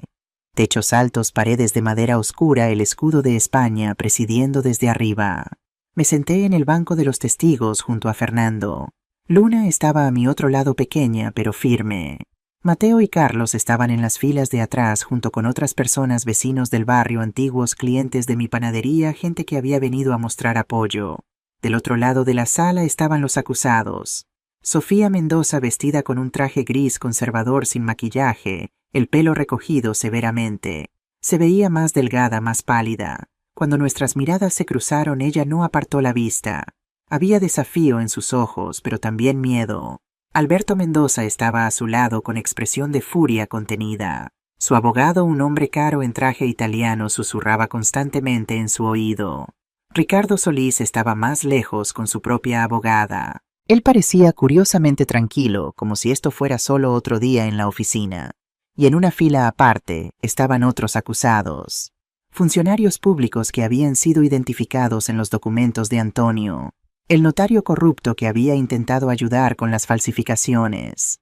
Gente que pensaba que sus crímenes de décadas atrás habían quedado enterrados. La jueza entró. María Dolores Navarro, una mujer de unos 60 años con reputación de ser dura pero justa. «Buenos días», dijo con voz autoritaria. «Estamos aquí para el caso número 2473-2024. Estado versus Sofía Mendoza de Rodríguez Alberto Mendoza Torrealba Ricardo Solís Campos y otros. Los cargos incluyen fraude, corrupción, lavado de dinero, falsificación de documentos, amenazas, intimidación de testigos y conspiración para cometer asesinato». Conspiración para cometer asesinato. Las palabras flotaron en el aire como trueno. El fiscal Jorge Mendizábal se levantó. Su señoría, la Fiscalía presentará evidencia contundente de que los acusados participaron en un esquema de fraude masivo en 1995, robando 30 millones de euros del Estado. Demostraremos que cuando Antonio Rodríguez descubrió este fraude, fue asesinado para silenciarlo. Y demostraremos que décadas después, cuando su viuda Clara Rodríguez amenazó con exponer estos crímenes, los acusados conspiraron para robarla e intimidarla y potencialmente eliminarla también. Muy dramático, señor fiscal, respondió la abogada de Alberto, una mujer de 40 y tantos, con una sonrisa de tiburón. Pero recordemos que estamos aquí por hechos, no por narrativas emocionales. Oh, tenemos hechos, respondió Mendizábal fríamente. Muchos hechos.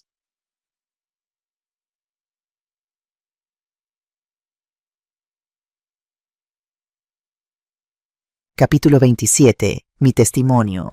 Me llamaron como primera testigo. Caminé al estrado con pasos firmes, aunque por dentro temblaba. Juré decir la verdad sobre la Biblia, me senté y miré directamente a la jueza. El fiscal comenzó con preguntas básicas. Mi nombre, mi edad, mi relación con los acusados. Señora Rodríguez, ¿puede contarnos qué sucedió la noche del 24 de diciembre de 2024? Y lo hice. Conté todo. La cena de Nochebuena. Las palabras crueles de Diego, la conversación que escuché entre Sofía y su madre, mi salida de la casa. ¿Y por qué no volvió esa noche? Porque sentí que no era seguro, y tenía razón. Al día siguiente descubrí que un hombre llamado Ricardo Solís había ido a mi casa buscándome con intenciones violentas. La abogada de Sofía se levantó para contrainterrogar. Señora Rodríguez, ¿no es verdad que usted y su nuera han tenido una relación difícil desde hace años? Es verdad. ¿Y no es verdad que usted nunca aceptó su matrimonio con su hijo? No es verdad. Al principio fui cordial. Intenté aceptarla, pero con el tiempo vi su verdadera naturaleza. Su verdadera naturaleza. La abogada sonrió. ¿O simplemente no podía aceptar que otra mujer ocupara un lugar importante en la vida de su hijo? Objeción, interrumpió Fernando. La abogada está haciendo suposiciones psicológicas sin fundamento. Aceptada, dijo la jueza. Señora Gutiérrez, ciñámonos a los hechos del caso. La abogada cambió de táctica. Señora Rodríguez, estos documentos que presenta como evidencia del fraude de 1995, los guardó durante 15 años. ¿Por qué no los presentó antes? Respiré profundo. Sabía que esta pregunta vendría. Porque tenía miedo. Mi esposo fue asesinado por descubrir ese fraude. Yo tenía un hijo pequeño que proteger. Si presentaba esos documentos y las mismas personas poderosas que mataron a Antonio venían por mí, ¿quién cuidaría de Diego? Entonces admite que mantuvo evidencia de crímenes oculta por razones personales.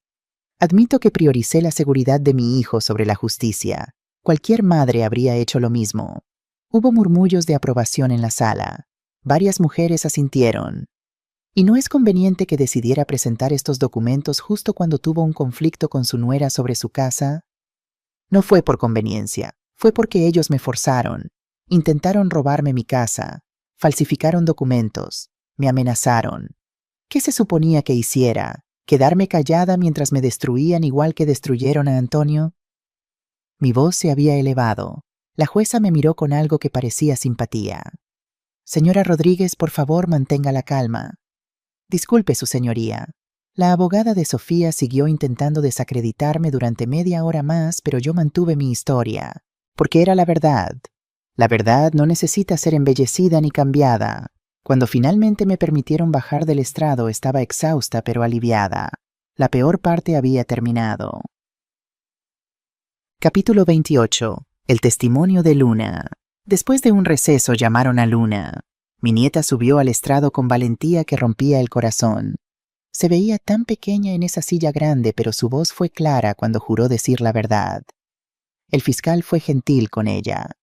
Luna, ¿puedes contarnos qué escuchaste la noche del 24 de diciembre? Escuché a mi mamá y a mi papá hablando. Decían cosas malas sobre mi abuela, sobre robar su casa. ¿Y qué hiciste? Grabé la conversación en mi teléfono. ¿Por qué hiciste eso? Luna miró directamente a su madre. Sofía apartó la vista. Porque sabía que estaba mal. Sabía que mi abuela necesitaba ayuda.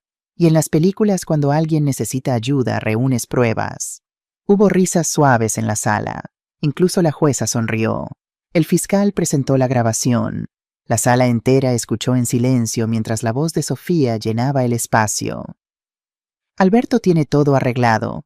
El notario falso viene mañana. Ricardo los encontrará. Los accidentes pasan. Igual que pasó con Antonio, cuando terminó el silencio era absoluto. La abogada de Sofía intentó argumentar que la grabación era inadmisible, que había sido obtenida ilegalmente, que Luna no entendía lo que estaba grabando. Pero el fiscal respondió: una menor grabando una conversación en su propia casa no requiere orden judicial. Y claramente la menor entendía perfectamente lo que estaba grabando. Su propósito era proteger a su abuela de un crimen inminente. La jueza estuvo de acuerdo. La grabación se admitió como evidencia. Sofía hundió la cara en sus manos. Capítulo 29. El testimonio de Diego. Luego llamaron a Diego. Mi hijo subió al estrado con aspecto de hombre derrotado. Había perdido peso en estos meses. Tenía ojeras profundas. Parecía haber envejecido 10 años. Señor Rodríguez, comenzó el fiscal. ¿Usted conocía los planes de su esposa para robar la casa de su madre? Diego cerró los ojos. Sí, sí lo sabía. Murmullos en la sala. ¿Y participó en esos planes? Al principio, sí. Sofía me convenció de que era lo mejor, que mi madre era mayor, que necesitaba cuidados, que nosotros necesitábamos estabilidad financiera. Su voz se quebró.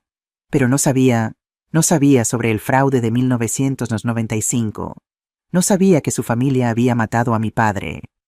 ¿Cuándo se enteró? El día de Navidad, cuando Ricardo Solís vino a la casa y lo dijo. Y entonces todo cambió. Me di cuenta de que había sido un idiota, un cobarde, que había traicionado a la única persona que siempre me había amado incondicionalmente. Diego me miró. Lágrimas corrían por su rostro. Mamá, lo siento, sé que no es suficiente. Sé que las palabras no borran lo que hice. Pero lo siento. Con cada parte de mi ser lo siento. Quise correr hacia él. Quise abrazarlo y decirle que estaba perdonado. Pero no lo hice, porque perdonar no significaba olvidar. Y él necesitaba entender completamente las consecuencias de sus acciones. El abogado de Alberto contrainterrogó. Señor Rodríguez, ¿no es verdad que usted tiene resentimiento hacia mi cliente porque su matrimonio fracasó? No, mi matrimonio fracasó porque descubrí que me casé con una criminal. ¿Y no es verdad que está testificando contra su esposa para salvar su propio pellejo, para evitar ser procesado usted mismo? Estoy testificando porque es lo correcto. Y si merezco ser procesado, que así sea. Pero no voy a dejar que gente inocente sufra por mi silencio. Ya lo hice una vez. No lo haré de nuevo. Hubo respeto en los ojos del fiscal cuando Diego bajó del estrado. Capítulo 30. Los documentos hablan. Durante los siguientes días, el fiscal presentó los documentos de Antonio uno por uno. Contratos falsos, facturas infladas, transferencias a empresas fantasma, fotografías de edificios construidos con materiales baratos y peligrosos. Trajeron expertos. Un ingeniero explicó cómo los edificios de 1995 eran estructuralmente inseguros. Un contador forense mostró cómo el dinero había sido lavado a través de múltiples países. Un investigador privado que Fernando había contratado presentó evidencia de que el accidente de Antonio había sido sabotaje. El mecánico que trabajó en su coche la semana antes de su muerte había recibido 50,000 pesetas, unos 300 euros, de una cuenta vinculada a Eduardo Mendoza. Trajeron testigos. Familias que habían vivido en los edificios defectuosos de 1995, que habían visto grietas en las paredes, que habían experimentado inundaciones y problemas eléctricos. Una mujer lloró mientras contaba cómo su hijo de 3 años casi murió cuando parte del techo se derrumbó. Nos prometieron casas dignas, sollozó. Nos dieron trampas mortales.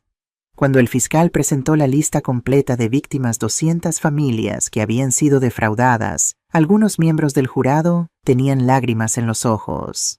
Alberto intentó defenderse. Su abogada argumentó que él era joven en 1995, que solo seguía órdenes de su padre, que no entendía la magnitud del fraude. Pero el fiscal tenía emails de 2015. Alberto organizando pagos a Ricardo Solís. Alberto discutiendo eliminar problemas como su padre lo había hecho. Su padre puede estar muerto, dijo el fiscal, pero usted continuó su legado criminal. Sofía intentó una defensa diferente, que ella no sabía nada del fraude original, que solo quería ayudar a su esposo con sus deudas, que las amenazas contra mí fueron malentendidos. Pero la grabación de Luna destruyó esa defensa. Y luego Carlos testificó sobre las conversaciones que había escuchado, sobre las instrucciones de Alberto a Ricardo. Encuentra a la vieja, había dicho Alberto en la grabación que Carlos hizo con su teléfono.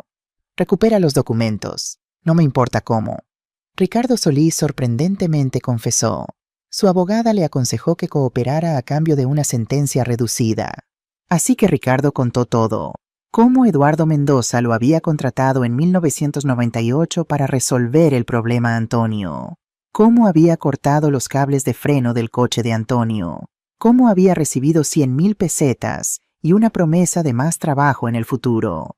Cómo décadas después Alberto lo había contactado de nuevo, para el mismo tipo de trabajo, contra la misma familia. Ellos me dijeron que era solo una vieja terca, dijo Ricardo con voz monótona. Que sería fácil, asustarla, tal vez un pequeño accidente, nada que no hubiera hecho antes. El silencio en la sala era ensordecedor.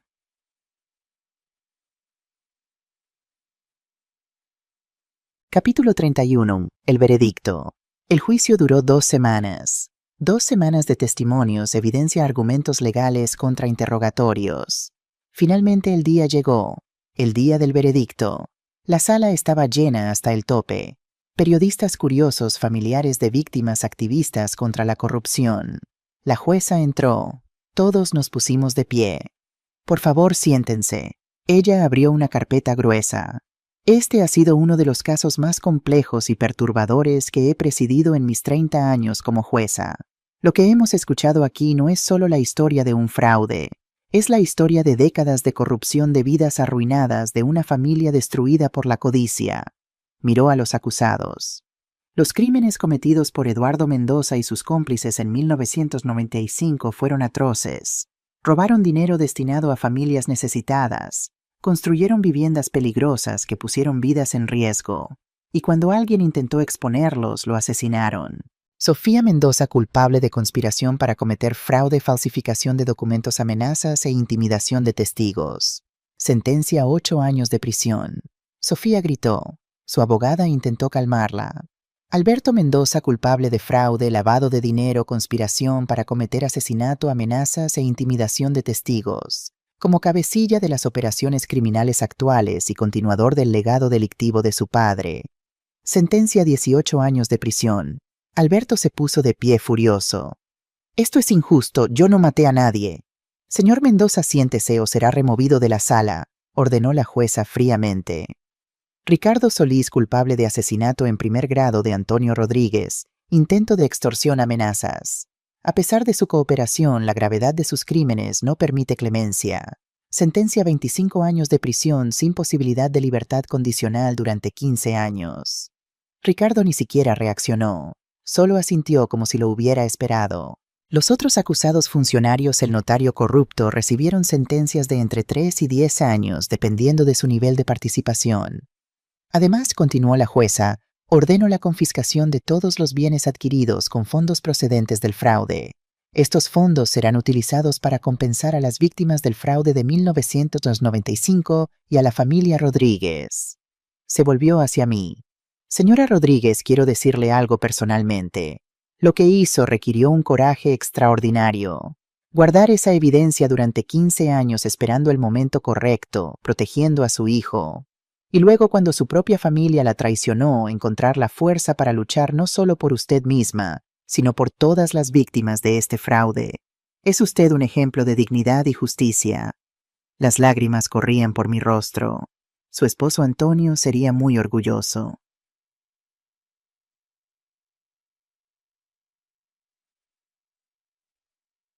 Capítulo 32. Después, salimos del juzgado rodeados de periodistas y cámaras.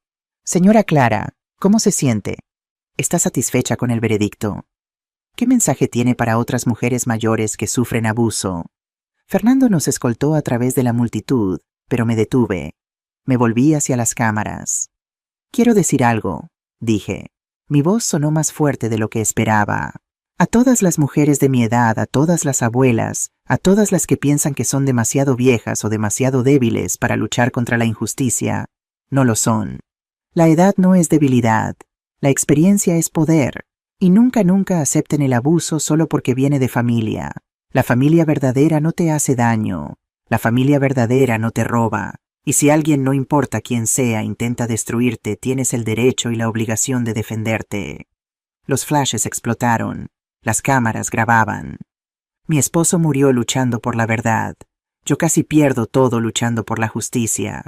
Pero al final valió la pena, porque la verdad siempre importa, la justicia siempre importa, y nunca es tarde para hacer lo correcto. Aplausos. En la calle, gente que había estado observando comenzó a aplaudir. Una mujer mayor se acercó con lágrimas en los ojos. Gracias, susurró. Mi hijo intentó quitarme mi casa el año pasado. Pensé que no podía hacer nada, pero después de ver su historia, presenté una denuncia. Y gané. La abracé. Me alegro tanto. Nunca se rinda. Más gente se acercó. Historias similares. Abuelos robados por hijos codiciosos. Ancianos abusados financieramente. Todos encontrando valor en mi historia. Capítulo 33. Un año después. Epílogo. Un año después. Navidad de 2025. Estaba en mi cocina, la cocina de mi casa, horneando galletas con Luna. Ahora tenía 11 años. Más alta, más madura, pero con la misma dulzura en sus ojos. Abuela, ¿cuántas personas vienen a la cena? Veamos, tú, yo, tu padre Mateo Carlos y su novia Laura Fernando y su esposa. 8 personas. Es una buena cantidad. Es la cantidad perfecta. Diego llegó a las 7 llevando vino y flores. Hola, mamá. Me besó la mejilla con cuidado, aún inseguro después de todo este tiempo. Hola, hijo. Pasa. Nuestra relación había mejorado lentamente, muy lentamente. Diego había cumplido cada promesa. Trabajaba duro en su nuevo empleo. Pagaba pensión a Luna sin quejarse.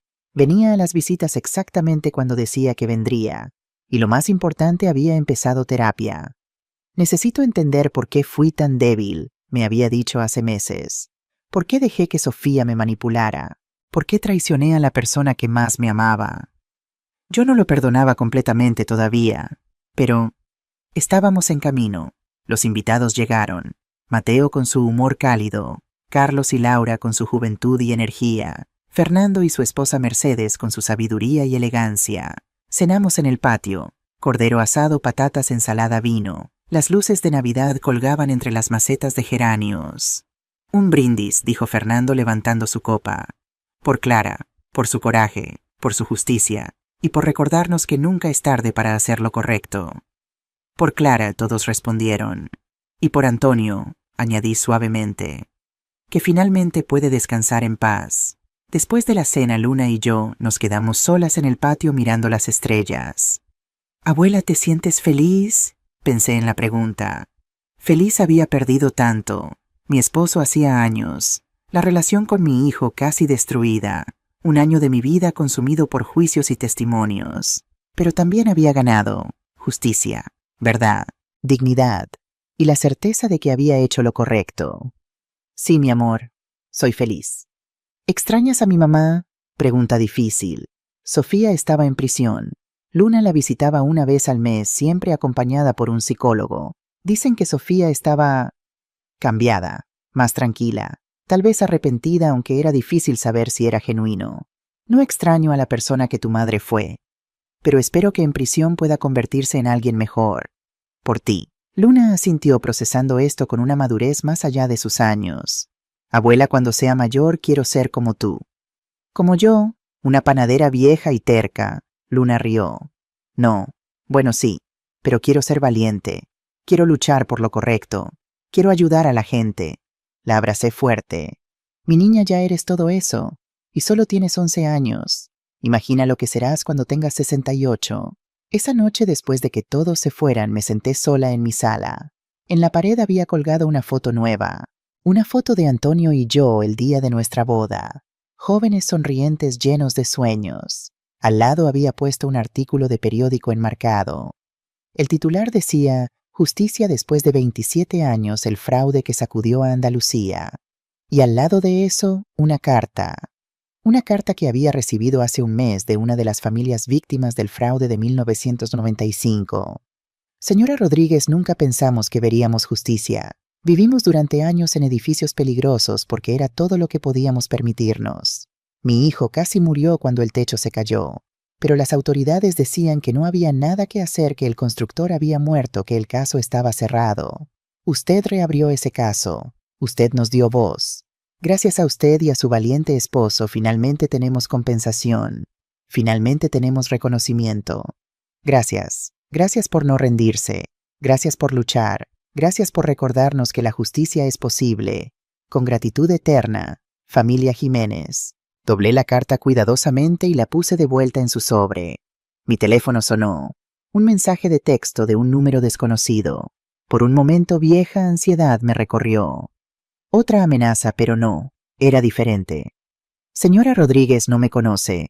Soy Elena Martín de Cádiz. Vi su historia en las noticias. Mi hija y su esposo están intentando quitarme mi casa. Pensé que no tenía opciones. Pero usted me dio esperanza. Acabo de contratar un abogado. Voy a luchar. Gracias por mostrarme que es posible. Elena, sonreí. Respondí: Elena, eres más fuerte de lo que crees. Lucha. Y si necesitas ayuda, aquí estoy. Clara. Más mensajes siguieron en las semanas y meses posteriores. Mujeres de toda España. Algunas mayores, algunas jóvenes. Todas con historias de abuso familiar, de codicia, de traición. Y todas encontrando coraje en mi historia. Empecé un pequeño grupo de apoyo en mi barrio. Abuelas con dignidad, lo llamamos. Nos reuníamos una vez al mes. Compartíamos historias, dábamos consejos legales básicos, nos apoyábamos mutuamente. Fernando ofrecía consultas legales gratuitas para casos que lo merecían. Carlos ayudaba con seguridad instalando cerraduras, mejores cámaras, enseñando a las mujeres mayores a protegerse. Y yo simplemente escuchaba, y les decía lo que nadie me había dicho cuando más lo necesitaba. No estás loca, no estás siendo dramática. Si tu familia te está haciendo daño, tienes derecho a defenderte. La edad no te hace vulnerable, te hace sabia. Usa esa sabiduría.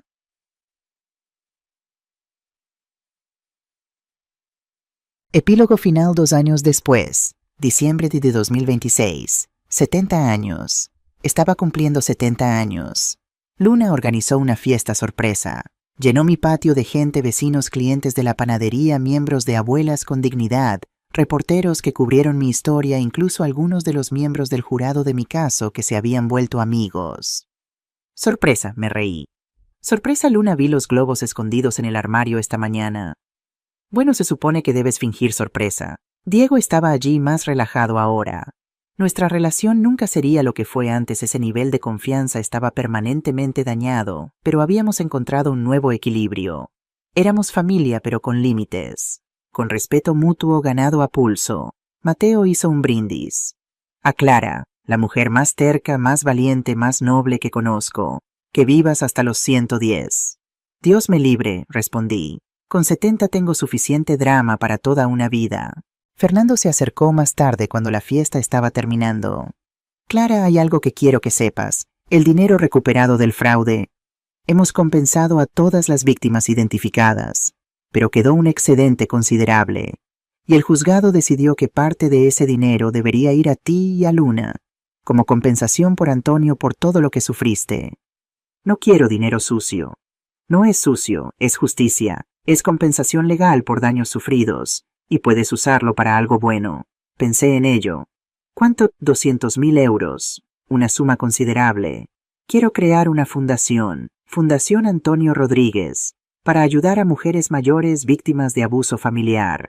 Fondos legales, refugios temporales, apoyo psicológico. Fernando sonrió. Eso es exactamente lo que esperaba que dijeras. Ya redacté los papeles. La Fundación Antonio Rodríguez se inauguró en febrero de 2027. En el primer año ayudamos a 43 mujeres. En el segundo año, 112. Las historias eran terribles y hermosas a la vez. Terribles por el abuso que estas mujeres habían sufrido. Hermosas por su resiliencia, su coraje, su determinación de no dejarse vencer. Luna, ahora con 13 años, era voluntaria en la fundación cada sábado. Algún día, me dijo, voy a ser abogada, como Fernando, y voy a defender a abuelas como tú. ¿Ya defiendes a abuelas como yo?, le respondí. Lo has estado haciendo desde que tenías 9 años.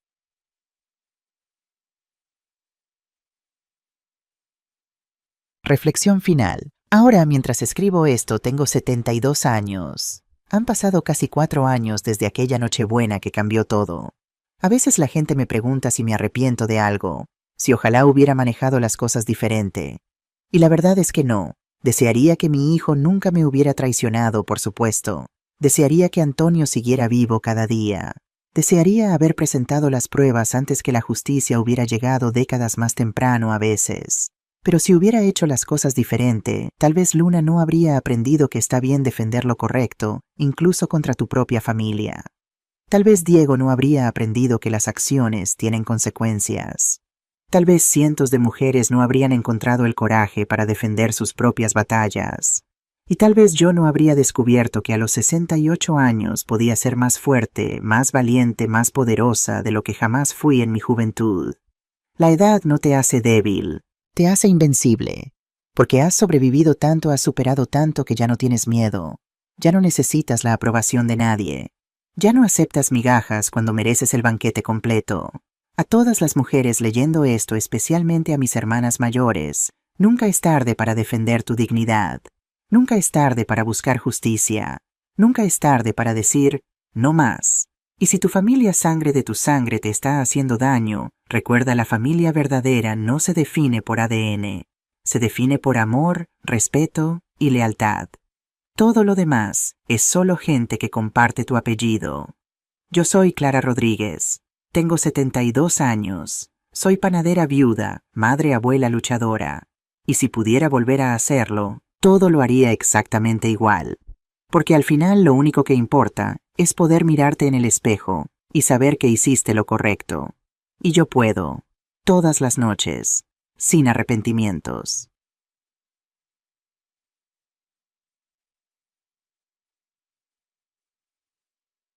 Fin.